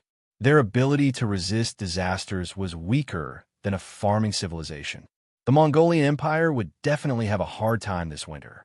With Genghis Khan's personality, he would definitely not lower his head and admit defeat to anyone.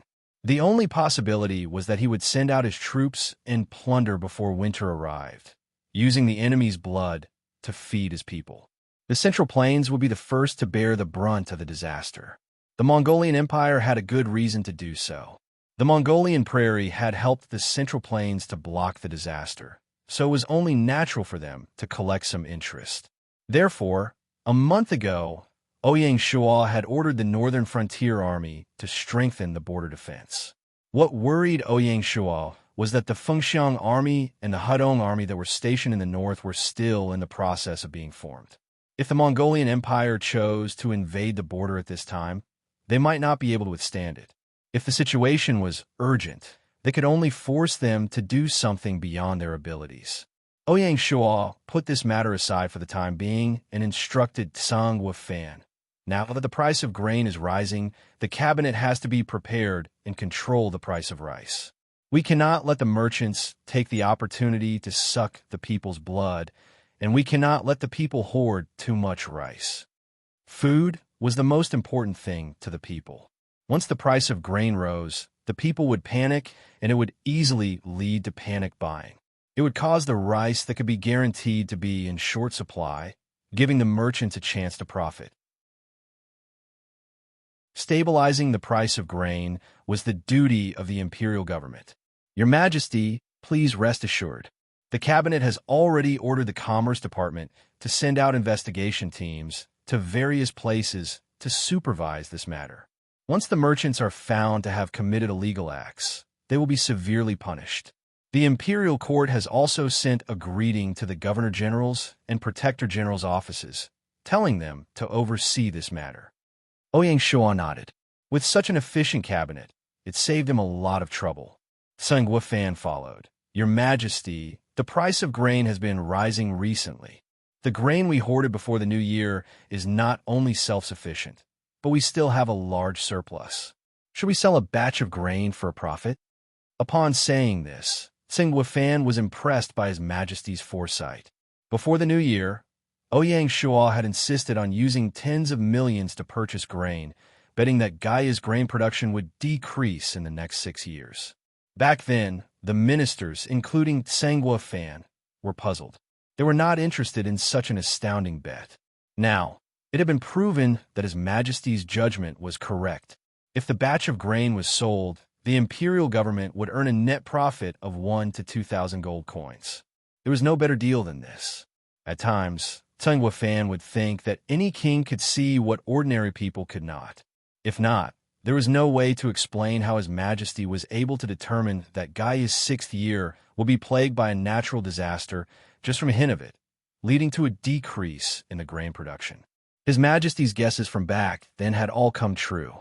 Ouyang Shuo shook his head and said with a smile, "How much money can be earned by selling grain? It's just a small amount."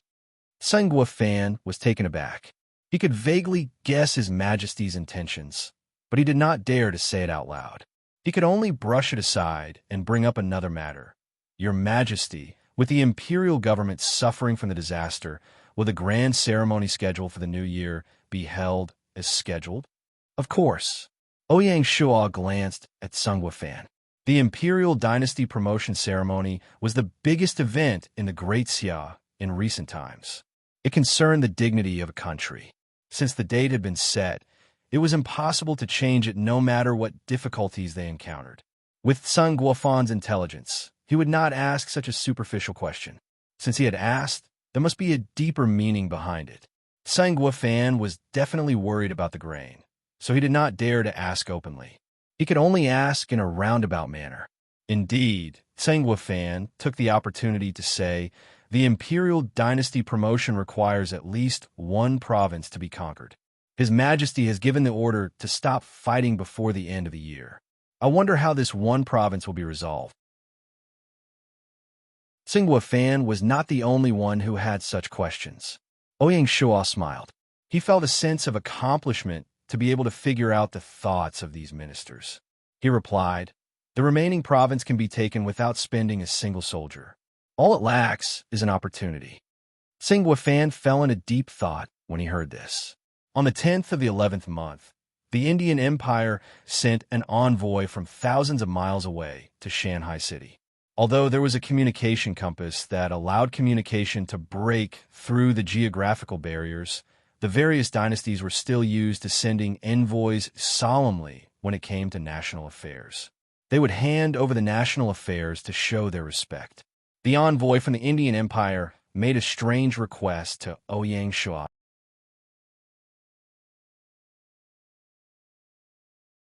Chapter 12:17. In the second half of the 6th year of Gaia, as the European and American powers coveted the fat meat of South America, the previously peaceful American continent suddenly became lively. The Indian Empire, which dominated South America, was suddenly besieged. In August, the Dawson dynasty conquered Colombia, which was adjacent to Panama.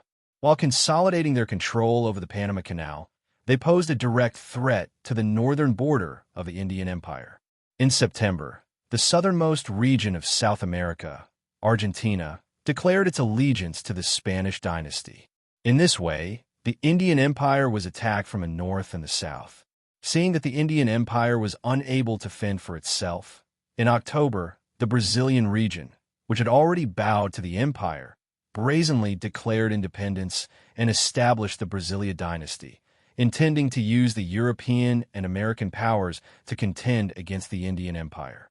In addition, the Venezuelan region, which had not yet been conquered by the empire, was in flames of war. Faced with powerful enemies, the Indian Empire was exhausted. Coupled with the frequent natural disasters, the Emperor Juarez realized that the empire could no longer control the situation in South America with its own strength. If this dragged on, the situation would only get worse. At this critical moment, Juarez thought of his ally, the Grand Xia. During this period of time, the Grand Xia had slaughtered in all directions within the country, sweeping away all the enemies. Although the Grand Xia had not used troops abroad, the legends of the Grand Xia had been circulating abroad. Juarez's plan was for the Indian Empire to cede the Ecuador region to the Grand Xia, allowing the Grand Xia to station troops there to resist the Dawson dynasty. The Ecuador region was located south of Colombia. In the early days, the Indian Empire had helped the Grand Xia to obtain a permanent port in South America, which was located in Ecuador. This time, Juarez was very generous and directly ceded the entire region to the Grand Xia. Ouyang Shua naturally saw through Juarez's plan. He just wanted to borrow the Grand Xia's hand to suppress the Dawson dynasty's invasion of the Indian Empire. This way, the empire would be free to deal with the Spanish dynasty in the north and the Brasilia dynasty in the east. The Brasilia dynasty, in particular, had to be purged for going back on their word. Otherwise, where would the prestige of the empire be? Although he could see through Juarez, Ouyang Shua did not directly refuse. The Indian Empire had thrown out the bait of Ecuador. For Great Xia, it was not necessarily impossible for them to swallow it. After a reasonable digestion, it was unknown who would be the fisherman and who would be the fish in the future. Just as Zhang Liang said, this is an excellent opportunity for the empire to intervene in the American continent. Before this, because of the existence of the Indian Empire, Ouyang Shua had no intention of setting foot in the South American continent. He did not want to have a conflict with the Indian Empire in the future and lose his only ally in the world. As for the North American continent, there was no place for Great Xia to set foot in.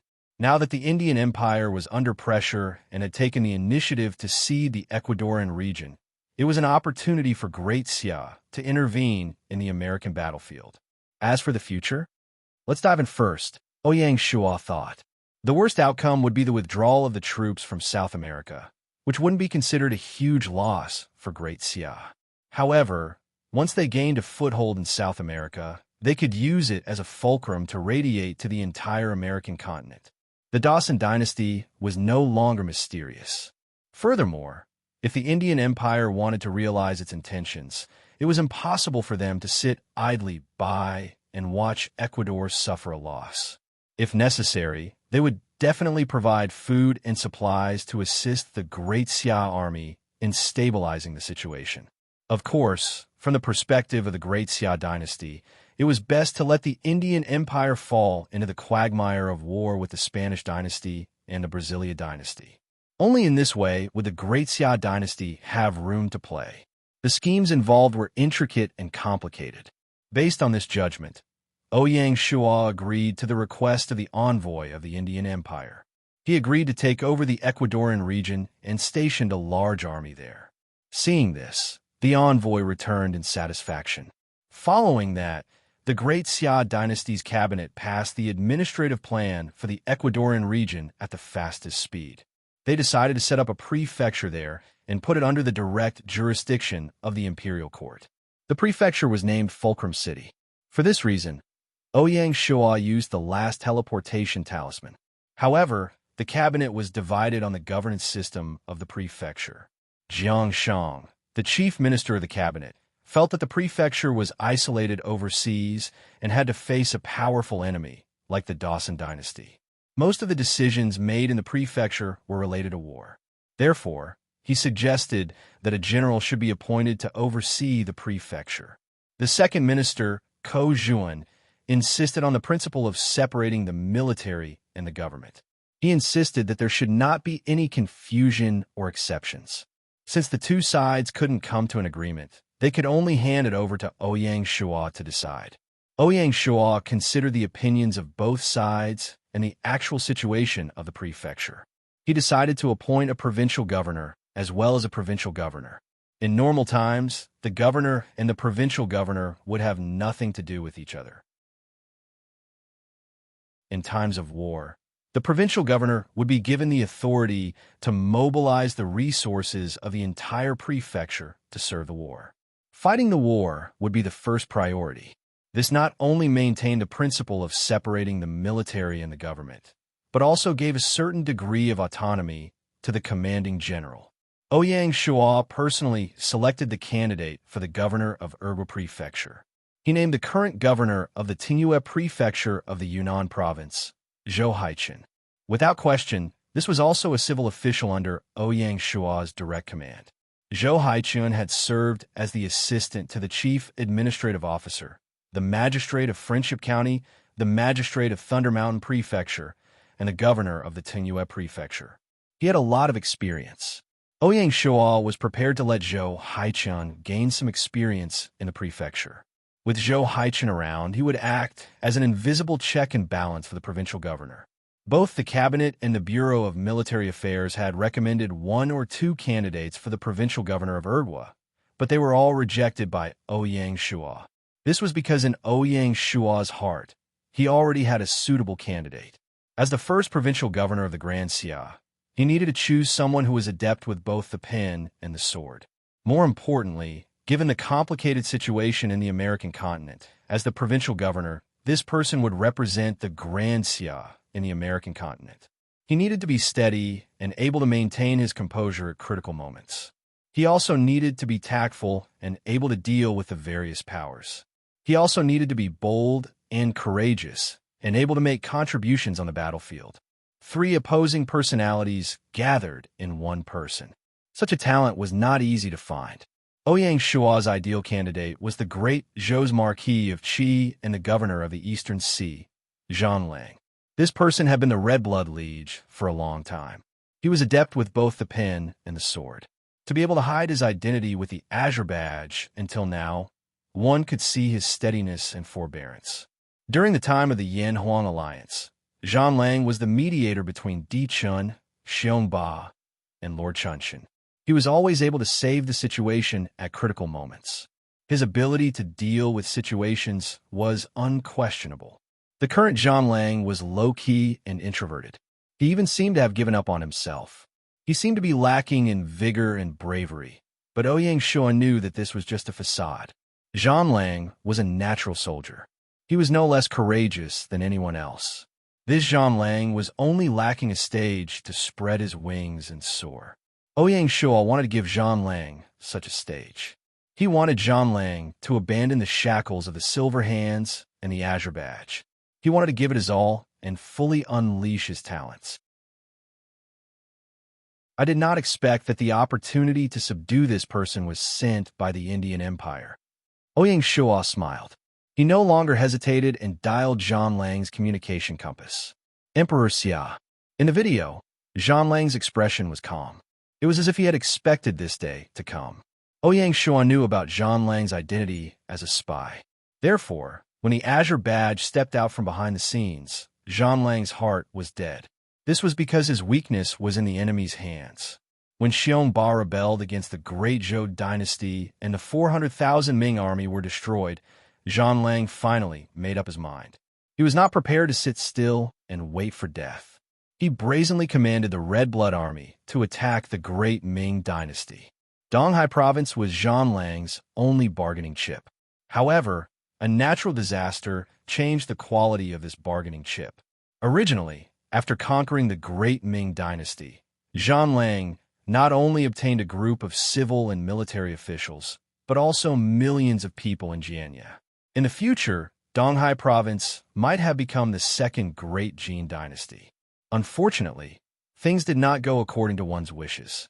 There was a natural disaster in October. Donghai Province was located in the lower reaches of the Yangtze River.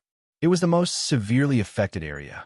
A locust plague caused the counties in Donghai to greatly reduce their food production. Some counties even had no harvest. As early as during the war with the Great Jin, in order to support the front line, Di Chun ordered an emergency food collection. All the people in the region were counting on the second crop of rice to tide over the crisis. Who would have thought that at the last moment when the rice was about to ripen, God would suddenly make such a move and directly push the people of Donghai into the abyss? Because of this, Zhang Lang was so anxious that his hair turned white, but he was still helpless. The 10 million people from Jianya were originally the foundation of the country, but in the blink of an eye, they became the biggest burden of Donghai Province. Zhang Lang could not even breathe under the pressure. Zhang Lang had asked Di Chun for help. For the sake of the people of Donghai, he was even prepared to bow down to Di Chun. However, the Great Zhou dynasty was suffering a disaster, and Di Chun could not even take care of himself. How could he have the ability to help Donghai province? At this point, only the great Xia could save Donghai. Perhaps in his heart, Zhang Lang had long been looking forward to this video call. "Come to Great Xia, I will give you a stage," Ouyang Shua said, and briefly explained the situation in Shao County. At the end, he said, "The Huaxiao region is already too small for you. Go to the American continent and fight for the Great Xia and for yourself." Zhang Lang looked deeply at Ouyang Shua. After a long time, he only said one word, "Okay." Every word was worth 1,000 gold. Ouyang Shua knew that with Zhang Lang's nature, since he had agreed, he would not go back on his word. The imperial court plans to set up the South American Corps in Shao County. Due to the level of supplies in Shao County, we can only set up 2 corps for the time being. In the future, the South American Corps will be the South American Army. Zhang Lang nodded to express his understanding. He had been a lord before, so of course, he knew that it was already difficult to support 2 corps with the land of a county. It was impossible to support a group army, as it would only crush the local people. The South American Corps will be simplified by the Red Blood Army. Make the preparations. Ouyang Shua gave Zhang Lang a big gift. After setting up the provincial governor, Ouyang Shua made another exception. Before this, there was no lord or surrendered general who could lead their old troops to battle on the battlefield after submitting to Great Xia. Even Zhang Lang was extremely grateful for this favor. Ouyang Shua was Ouyang Shua. He was different from Di Chun, who only knew how to scheme. When it was time to be heroic, he would really be heroic. No wonder he could subdue so many heroes. "Yes, your majesty." Zhang Lang bowed deeply. His heart was at peace.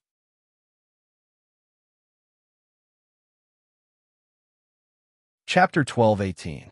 On November 12th, War Wolf, along with the East Sea province, submitted to the Great Xia. When the news came out, it was surprising but not surprising. After the October natural disaster, the Great Zhou dynasty, which was already on the decline, was completely dispirited, and there was no sign of it rising. It was normal for War Wolf to leave the Great Zhou and turn to the Great Xia. Even the players had no intention of condemning it. However, when Azure Badge received the news, he suddenly stood up and exposed the identity of War Wolf. At the same time, he accused War Wolf of betraying the organization and being a treacherous person. When Di Chun heard this, he was secretly shocked and felt a lingering fear. With the East Sea province submitting to the Great Xia, the Great Zhou dynasty had fallen from the 6 major provinces at its peak to the current 2 major provinces. It really made people sigh. Everyone knew that the destruction of the Great Zhou dynasty was not far away. The so-called Four-Nation Alliance, with the arrival of a natural disaster, was only struggling at death's door. Azure Badge jumped out at this time, but out of righteous indignation, with the idea of disgracing War Wolf, but the direction of the global public opinion was far beyond their expectations. Planting spies everywhere. Azure Badge itself is not clean. What right do they have to criticize others? Want to disgrace others? Let's clean up our own mess first. What injustice is War Wolf entering such a cold-blooded organization? Such comments flooded the major media, catching Azure Badge off guard. Among them, of course, there was the mentality of players sympathizing with the weak, but it also reflected the dissatisfaction of ordinary players with Azure Badge. More importantly, there was the Silver Hand adding fuel to the fire. For no reason, a spy had been planted inside, and it was hidden so deeply it really made the Silver Hand lose face. Number 2 was even more furious, muttering that he wanted to settle the score with Azure Badge. So, it was not difficult to understand why the Silver Hand took the opportunity to smear Azure Badge.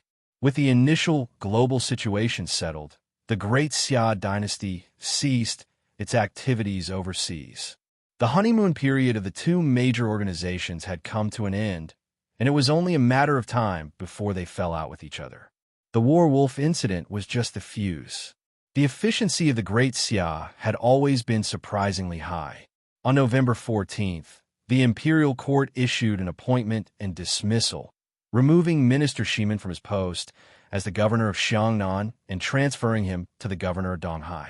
Li Shanzhong, the former prime minister of the Great Ming Dynasty, took over as the governor of Xiangnan. As one of the founding ministers of the Ming Dynasty, Li Shanzhong loved to read and was resourceful when he was young.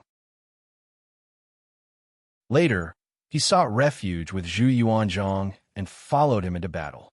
He risked his life and made many contributions, comparable to the prime minister of the Han Dynasty, Xiao He. It was not difficult for Li Shanzhong to take over as the governor of Xiangnan. Apart from Li Shanzhong, the old Ming officials like Song Lian and Yang Shun were all given important positions. Only the famous Liu Ji and Liu Bowen were neglected and did not receive any official position. It was really puzzling. Ouyang Shua didn't provide any explanation towards this. The fact that Lord Shimen had been transferred from Xiangnan province to the more affluent Donghai province showed that he had already obtained Ouyang Shua's approval and had officially stepped into the circle. His future prospects were similarly limitless. Gaia had allowed the lords to fight for supremacy in the wilderness, but the final victors were in the minority. It could not be concluded that the lords who withdrew midway were losers. They could be considered half a winner as long as they were given a stage to perform. Ouyang Shua knew that the future planet of hope not only needed historical talents like Sangua Fan, but also a group of talented people like Bai Hua and Lord Shimen. They could not be lax in nurturing them. Winning over this group of people was equivalent to winning over a new class. It was more beneficial to maintaining Ouyang Shua's rule and not let the Great Xia become a castle in the air, a mirage. In addition, the imperial court also conferred the title of Zhu Yuanzhang's grandson, Zhu Yunwen, as Prince Xiaoming to appease the Great Ming Dynasty's royal family. Ouyang Shua did this to appease the Ming Dynasty's civil and military officials and also to take the blame for War Wolf. War Wolf had attacked and destroyed the Great Ming Dynasty, but due to his identity, he could not confer the title. Now that the Donghai had returned to Xia, it was naturally up to Xia to handle it. The reason was the same as conferring the title of King Lu Fuling. With the Donghai province's surrender, the Great Xia dynasty was promoted to an imperial court. Everything was ready. Gaia was also very tactful and did not set any missions for Jean. As long as the basic conditions were met, they could be promoted at any time. Because to an imperial court, any mission was superfluous and a waste of time. Apart from the arrangements for the Donghai province, there was also the reorganization of the Red Blood Army. After conquering the Great Ming Dynasty, although the surrendered Ming army was incorporated, the Red Blood Army also suffered losses. In the end, there were only 250,000 people left. Although it was not fully restored, it could be considered to have recovered a little. This time, they had to reorganize 2 corps from the 250,000 people, reducing the number of soldiers by 110,000. These soldiers were all soldiers who had followed War Wolf to conquer the world. Since War Wolf could not do it, Ouyang Shua could only let the Privy Council deal with it. The imperial court decreed that War Wolf was appointed as the military governor of Urgwa and the commander of the South American Corps. The former commander of the Red Blood Army, Xie Xian, was appointed as the commander of the First Corps. The former commander of the Yingzhou Corps, Guoliang, was transferred to the Second Corps of the South American Corps. Guoliang was Ouyang Shua's trusted subordinate. Arranging for Guoliang to enter the South American Corps was a form of restriction and protection for War Wolf. Without the power to supervise, it was easy for there to be a disaster. Moreover, Ouyang Shua was already generous enough to War Wolf. If he gave more, the other ministers would be dissatisfied. They did not dare to be dissatisfied with Ouyang Shua, but they would be dissatisfied with War Wolf. If that was the case, it might not be a good thing for War Wolf. In Urgwa County, with the prefectural governor Zhou Haichin and the commander Guoliang, War Wolf would not be able to have any disloyalty. Taking 10,000 steps back, The Warwolf clan was still in Great Xia. It was impossible for them to start anew. Ouyang Shuo had already made the precautionary mechanism to the extreme. The former commander of the Red Blood Army, Zhao Zhuang, replaced Guo Liang as the commander of the Yingzhou Corps. In addition, the old generals of the Ming dynasty, Tang He, Li Wenzhong, and Lan Yu, were also properly arranged. They did not waste their talents. Lan Yu was transferred to the 5th Corps of the Fengxiang Army, while Li Wenzhong was transferred to the Xiangjiang Army. These two were the representatives of the arrogant soldiers. After the Ming dynasty was established, they were extremely arrogant and even somewhat unscrupulous. In history, they were killed by Zhu Yuanzhang. To a certain extent, they deserved to die. Ouyang Shuo placed them in an important position. This was because Great Xia was not the Great Ming dynasty, and Lan Yu was not a founding meritorious person. They could not be arrogant. In terms of war, Lan Yu was still very capable. The most special thing was that Tang He, who was as famous as Su De, was transferred to the 5th Corps of the Yulin Forest Guards. Under the situation where Su De was the commander of the Yulin Forest Guards, Tang, he was only the deputy corps commander. It seemed to be a waste of talent, but in fact, among the 3 old generals of the Ming dynasty, he was the most trusted and valued by Ouyang Shuo. Anyone with a discerning eye could see that Ouyang Shuo transferred Tang He to the 5th Corps to assist the corps commander Lin Jing. The day he succeeded would be the day he would be valued. Ouyang Shuo believed that Tang He would definitely understand this logic. In history, the founding meritorious people of the Ming dynasty did not have a good ending. Only Tang He was able to live until old age. At this point, this round of personnel adjustments came to an end. November 15th, Mongolian Empire, Hala Forest. A sudden locust plague caused the originally prosperous empire to fall into a predicament. People could already imagine the tragic scene of cattle and sheep dying in groups due to the lack of fodder this winter. Without cattle and sheep, there would be no food. Without food, the men of the steppe would not be able to fill their stomachs. Without young men, there would be no Mongolian cavalry. Without Mongolian cavalry, how would the empire survive? This was a very simple logic. The upper echelons of the empire had already reached a consensus to go out and plunder. The only thing to confirm now was which direction to plunder and who to plunder. In the main hall of the imperial court, Genghis Khan had gathered all his generals to discuss this matter. The first to stand out was General Muhuwali. He cupped his fists and said, "Great Khan, the land of the Central Plains is fertile with mountains of food. It is the best target." Muhuwali was given by his father to Temujin as a ladder slave. He was known for his wisdom and bravery in battle. Along with Borchu, he was highly regarded by Temujin and was praised by Temujin as having arms like a chariot. He had followed Temujin for 40 years and helped him unify the Mongolian tribes. His military exploits were outstanding, and he was one of the 4 heroes along with Borchu, and Chailan. Although the land of the Central Plains is fertile, it has also suffered from this disaster and may not have much food. More importantly, just the borders of the Central Plains are occupied by the kingdoms of Qin, Xia, and Zhou. Each of them has a powerful army of no less than 1 million soldiers. It is not the best target. The one to stand out was Prince Taoyui. Genghis Khan nodded in agreement with Taoyui's assessment. The current Central Plains was different from any other time in history. Although it was still a time of struggle for hegemony, the overall strength of its army was frightening. It was truly not a place to provoke. The slightest mistake could lead the empire into the abyss. For this reason, Genghis Khan would rather attack the Western Turks than the Liaojin province. Muhuwali was unconcerned and smiled.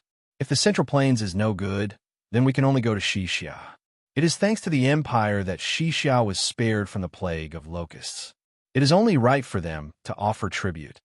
This time, Genghis Khan did not object. "You are right. Xixia is." At this moment, Taoyui once more stood out. "Father, your son has a suggestion. Speak." Genghis Khan was very fond of Taoyui and thought highly of him.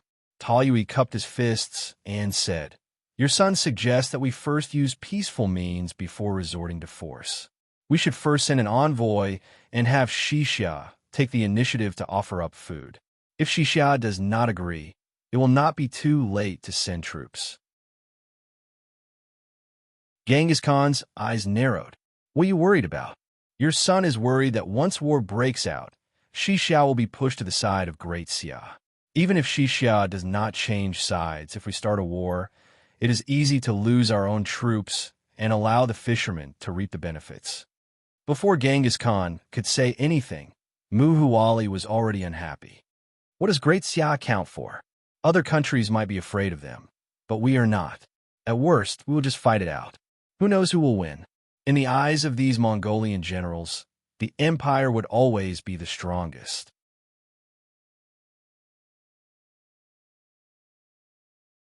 Chapter 12:19. Genghis Khan was naturally not as impulsive as Mawali. He sternly said, "There's still some time before winter. There's still time to send envoys. There's no need to rush." He was indirectly agreeing to Talyui's proposal. Genghis Khan then said, "Even if it's diplomacy before force, the mobilization of soldiers must be prepared in advance. In this attack on Western Xia, the Mawali tribe will be the main force, with Talyui's tribe cooperating." After destroying the Western Turkic Khaganate, the Mongolian Empire had an army of 1.8 million soldiers, evenly divided into 9 divisions of 200,000 soldiers spread across the Mongolian steppe. Genghis Khan's personal army was garrisoned in the royal cities of Hala and Lin. Jib, Zelim, Subutai, and Hubalai, the 4 great warriors, were all in the Khagan's personal army. Besides the personal army, the remaining 8 divisions were commanded by the 4 princes Borchu, Mawali, Chilai, Borchu, and Joki, Shagatai, Ogdi, and Talyui. Borchu, Chilai, and Ogdi were garrisoned in the Ogdi Khaganate. Joki was garrisoned in the north, Shagatai and Borchu in the east, and Talyui and Mawali in the south. The 4 princes were each garrisoned in a region. Thus, Genghis Khan had sought out Mawali and Talyui to discuss matters in the south. Of the 1.8 million soldiers, besides the Khagan's personal army, only half of the 8 divisions were regular soldiers. The rest were conscripted during wartime and usually returned home to graze. Yes, Mawali was overjoyed to receive the order. Western Xia had always been a land of war, its people valiant and valiant. With an army of 500,000, it was truly not an opponent to be underestimated. This was why Genghis Khan had mobilized 2 armies at once. In comparison, the neighboring Tubo dynasty had a much larger territory, but its total army was only 400,000. Even so, Mawali was still confident. No matter how valiant the Western Xia army was, in terms of fighting power, it could not compare to the Mongolian cavalry. On the 18th day of the 11th month, the Mongolian Empire dispatched an envoy to Western Xia. The envoy's tone was unyielding, demanding that Western Xia provide 60 million units of grain within a month, or else they would meet on the battlefield. 60 million units of grain was enough to feed 1 million people for 2 months. If they ate sparingly and supplemented it with meat, they would be able to let the Mongolian Empire survive through the winter. Even if there were any problems, it would only be a small number, and they would not starve to death. The Mongolians also wanted to demand an exorbitant price, but Xixia's land was limited. Even if they were to take out 60 million units of grain, they would have to be skinned alive. Any more would only drive Xixia into a dead end. This winter, no one could live comfortably.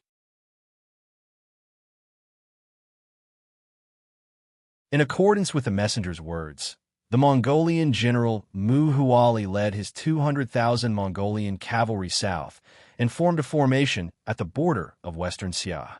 At the same time, the Ogdi Khaganate sent an envoy to the Tufan dynasty and made the same request, intending to force the Tufan dynasty to provide food, otherwise they would invade.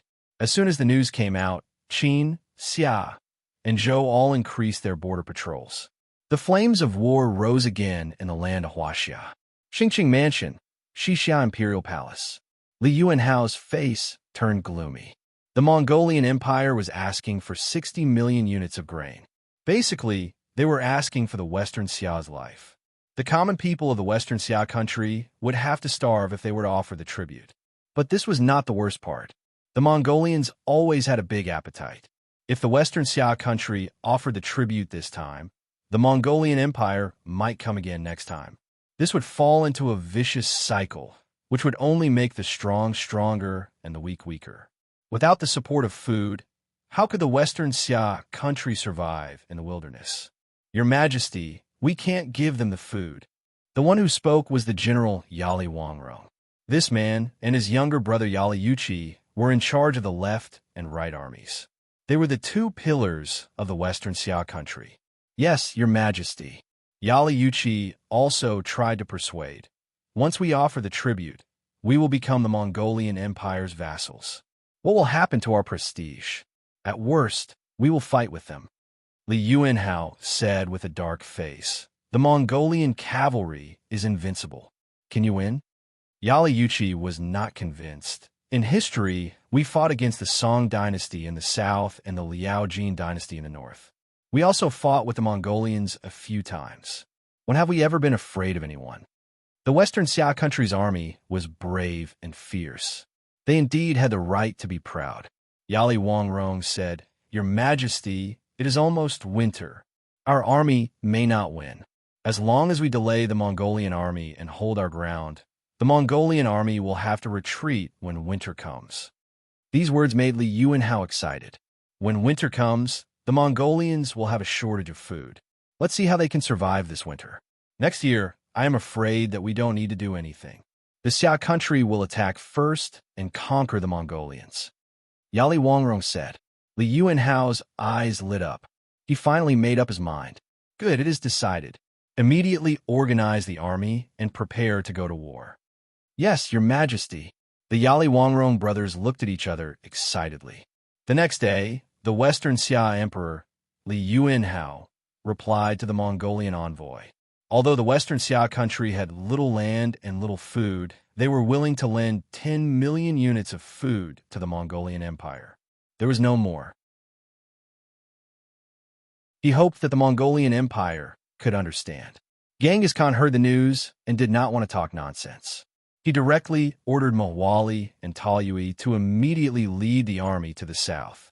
He even said, this is not about the 60 million units of food, but the whole Western Xia. Genghis Khan took Li Yuanhao's request to borrow food as an insult to the Mongolians. How could he not be angry? For a moment, the northwest was filled with smoke again. Whether it was the Mongolian Empire or the Western Xia country, this was a battle of life and death. There was no retreat, and no one could afford to lose. They had to go all out. In order to defend against the Mongolian cavalry, the Western Xia country had deployed almost all of its soldiers in the north. If the Xia country's army took advantage of this, the Western Xia country would definitely not be able to resist. Li Yuanhao was betting that the Xia emperor would not be so despicable. Ouyang Shuo would not take advantage of the Xia country. He only stayed in Shanghai City and watched the northwest. No matter who won this war, it would be beneficial to the Xia country. In the blink of an eye, a week had passed. During this time, Zhang Lang led the reorganized South American army through the teleportation portal in Shanghai City and officially set foot on the land of South America. The governor of Shao County, Zhou Haichun, also led a group of civil officials to take up his post. In addition, the Pacific Fleet would continue to transport a large number of war materials to Osegua County to help the South American Army to establish a foothold in Shao County. Only after the fortress was built could they talk about the war. The Mountain Sea Guards, under the command of the Black Snake, also took this opportunity to establish the America Department with the fulcrum of Shao County as a stronghold. This would make up for the last shortcoming of the global intelligence system. The secret agents of the Mountain Sea Guards would use the fulcrum of Shao County as the center and travel north and south to collect intelligence from the various dynasties. The global intelligence network of the Xia country was thus fully launched. Dawson Dynasty, Liberty City. It was not until the Xia country's army appeared in Fulcrum that Jack found out that the Indian Empire ceded the Ecuador region to the Xia country and that the Xia country accepted it calmly. The Xia country is too arrogant. How dare they extend their tentacles into the American continent? Although the Dawson dynasty had not even settled the North American continent, Jack had long regarded the American continent as his backyard and would not allow anyone to encroach on it. The involvement of the Xia country obviously made Jack very dissatisfied. Although he was dissatisfied, Jack did not dare to act rashly. Although the Silver Hand dominated the European continent, they did not have much of an advantage in the American continent. Especially in North America, the Maple Leaf Dynasty and the Mayan Dynasty were both in the Azure Emblem camp. Even if the two camps did not shed all pretenses of cordiality, Jack would find an excuse to get rid of the two dynasties, unify the North American continent, and win a strong base. Under such circumstances, Jack did not want to confront the Xia country head-on and be the first to stand out. Come, here, order the army stationed in Colombia to stop moving south and turn to prepare to attack Venezuela in the east. Yes, Jack was really smart and decisive. He wanted to take advantage of the fact that the Xia country had yet to establish a foothold in South America to take down Venezuela first and strengthen the presence of the Dawson dynasty in South America. I want to see how Great Xia can stir up trouble in South America with just a tiny place like Ecuador. Jack suddenly became calm and had a well-thought-out plan. Compared to Di Chun, Jack was indeed better at strategy.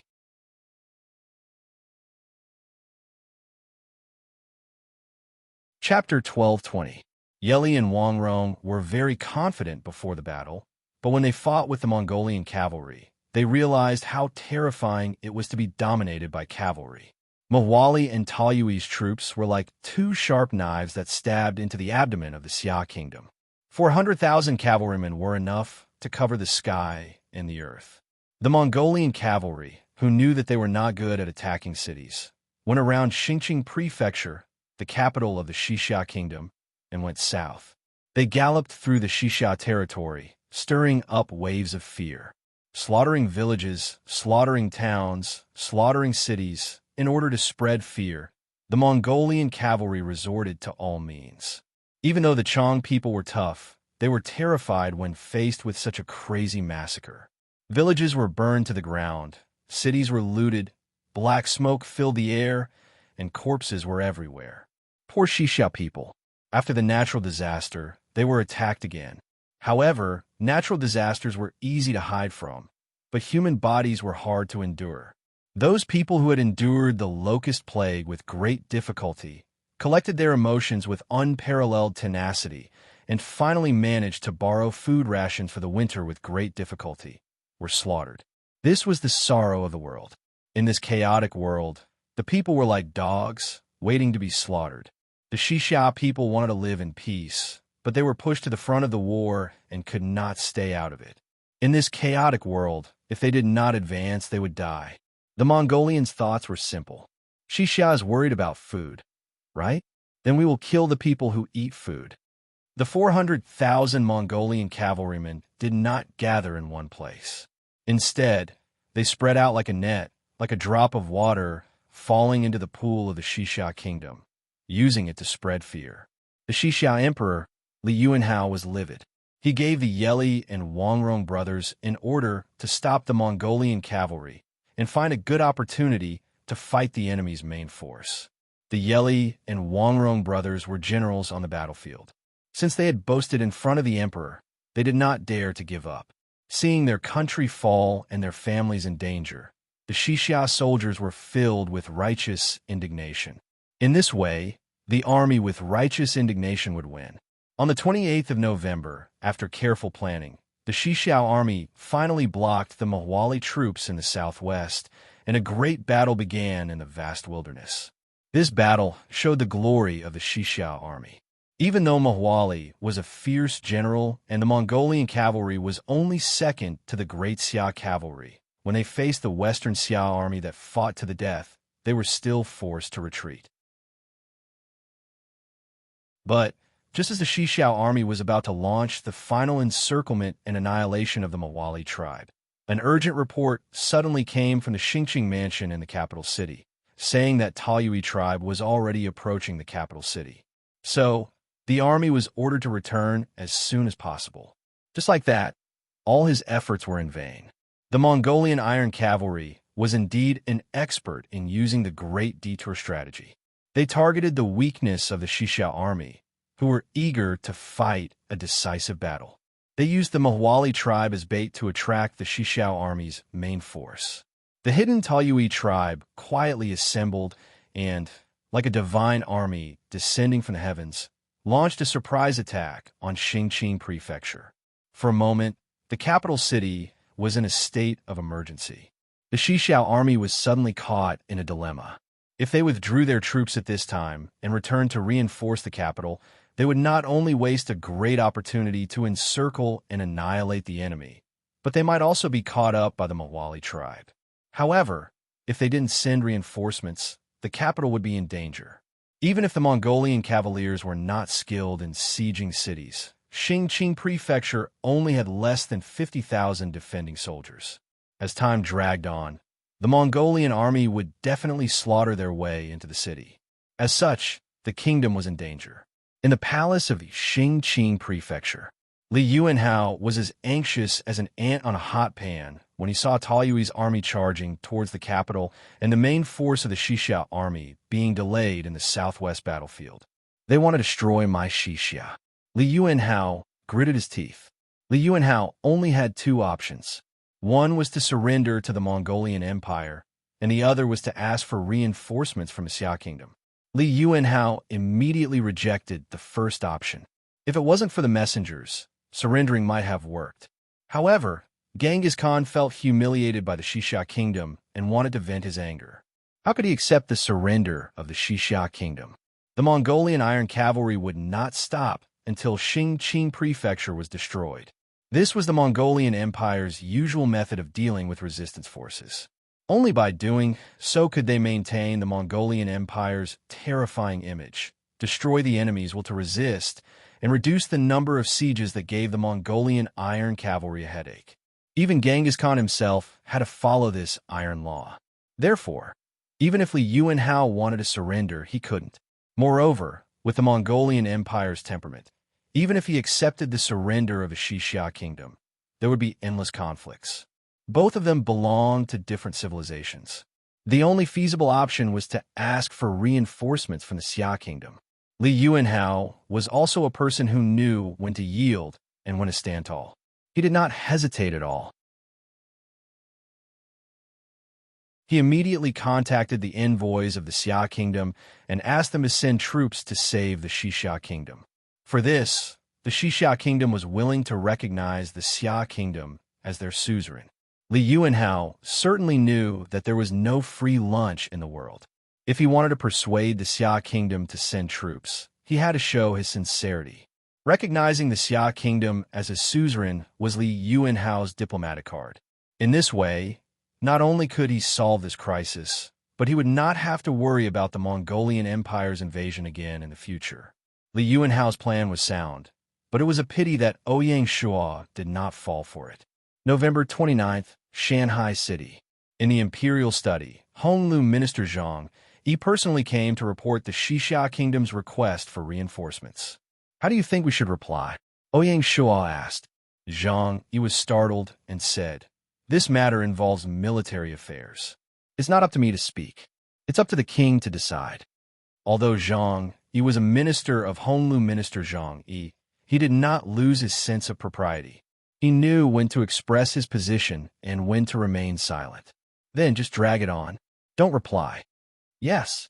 Zhang, he looked thoughtful. Ouyang Shua asked, "Is there any movement on the Tubo side?" The Mongolian Empire's invasion of the border this time was not only a threat to the Xixia Kingdom, but also the Tubo dynasty. However, for some unknown reason, the Ogdi Khaganate only threatened them and did not send troops. Zhang, he replied, "Reporting to the king, the Tubo dynasty has not contacted the Honglu Minister Temple." Ouyang Shua nodded and said with a faint smile, "They can endure it. They won't give up until they reach the Yellow River." There was a hidden meaning in his words. Since the natural disaster in October, the Qin Kingdom, the Tang Kingdom, and the Song Kingdom had been living a difficult life. According to the report of the Mountain Sea Guards, The three kingdoms had been besieged by refugees. Among them, the Tang kingdom had the most refugees. Ouyang Shua had sent people to spread the news that the Xia kingdom's food supplies were piled up like a mountain. They were willing to lend a helping hand to their allies. They had clearly expressed their intention to recruit other kingdoms. However, until now, no kingdom had responded. Ouyang Shua's disappointment could be imagined. Seeing this, Zhang Yi thought for a moment and said, "Your Majesty, I think this is normal." "What do you mean?" Ouyang Shua was puzzled. Throughout the history of Huaxia, natural disasters have never stopped. On the contrary, days of abundant food and plenty are rare. The people have long been used to it. Their tolerance for hunger is beyond imagination. Therefore, even if refugees are everywhere in the four kingdoms, it will not shake the foundation of the imperial court. How can they bow to our dynasty? Zhang Yi's words stunned Ouyang Shua. This time, he had taken it for granted. Yes, such natural disasters can't defeat a few kingdoms.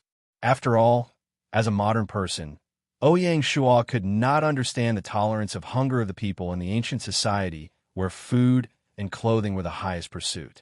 "Thank you for reminding me." Ouyang Shua felt relieved. "I dare not." Zhang Yi felt warm in his heart. He knew that the king was not in a good mood, so he took his leave.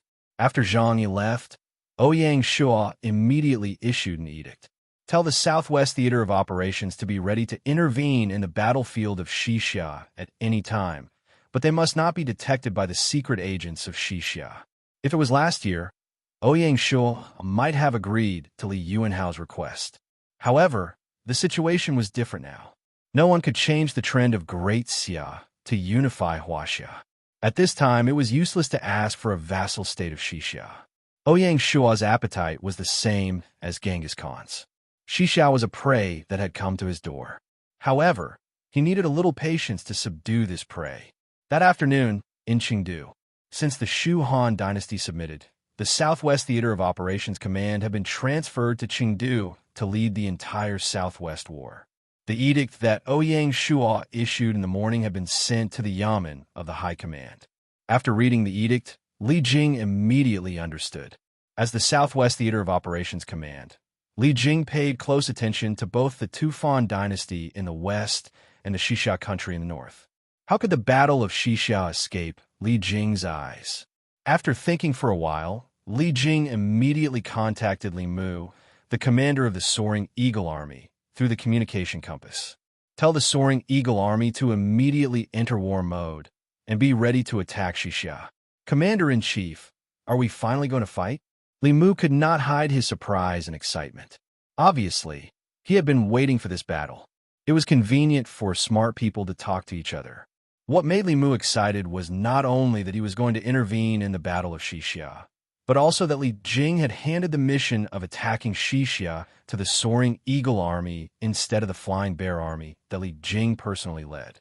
If he could take down Xixia, it would be a great contribution. Li Mu admired Li Jing's breadth of mind. "We still have to wait for the king's order." After a pause, Li Jing continued, "It's almost time for the promotion ceremony. General, to the Southwest Theater of Operations, there's no greater gift than taking down Xixia. You should understand the importance of this battle. Not only do you have to win, but you have to win beautifully. Please rest assured, Commander-in-Chief, the Soaring Eagle Army will not tarnish the reputation of the Theater of Operations." Li Mu had made a military order. Seeing this, Li Jing nodded in satisfaction. "You need to explain the supplies and make a list. The Theater of Operations will coordinate." "Thank you, Commander-in-Chief." You're tuning in to the Warrior Lore YouTube channel. Don't forget to subscribe and join us on this journey to catch the most captivating stories.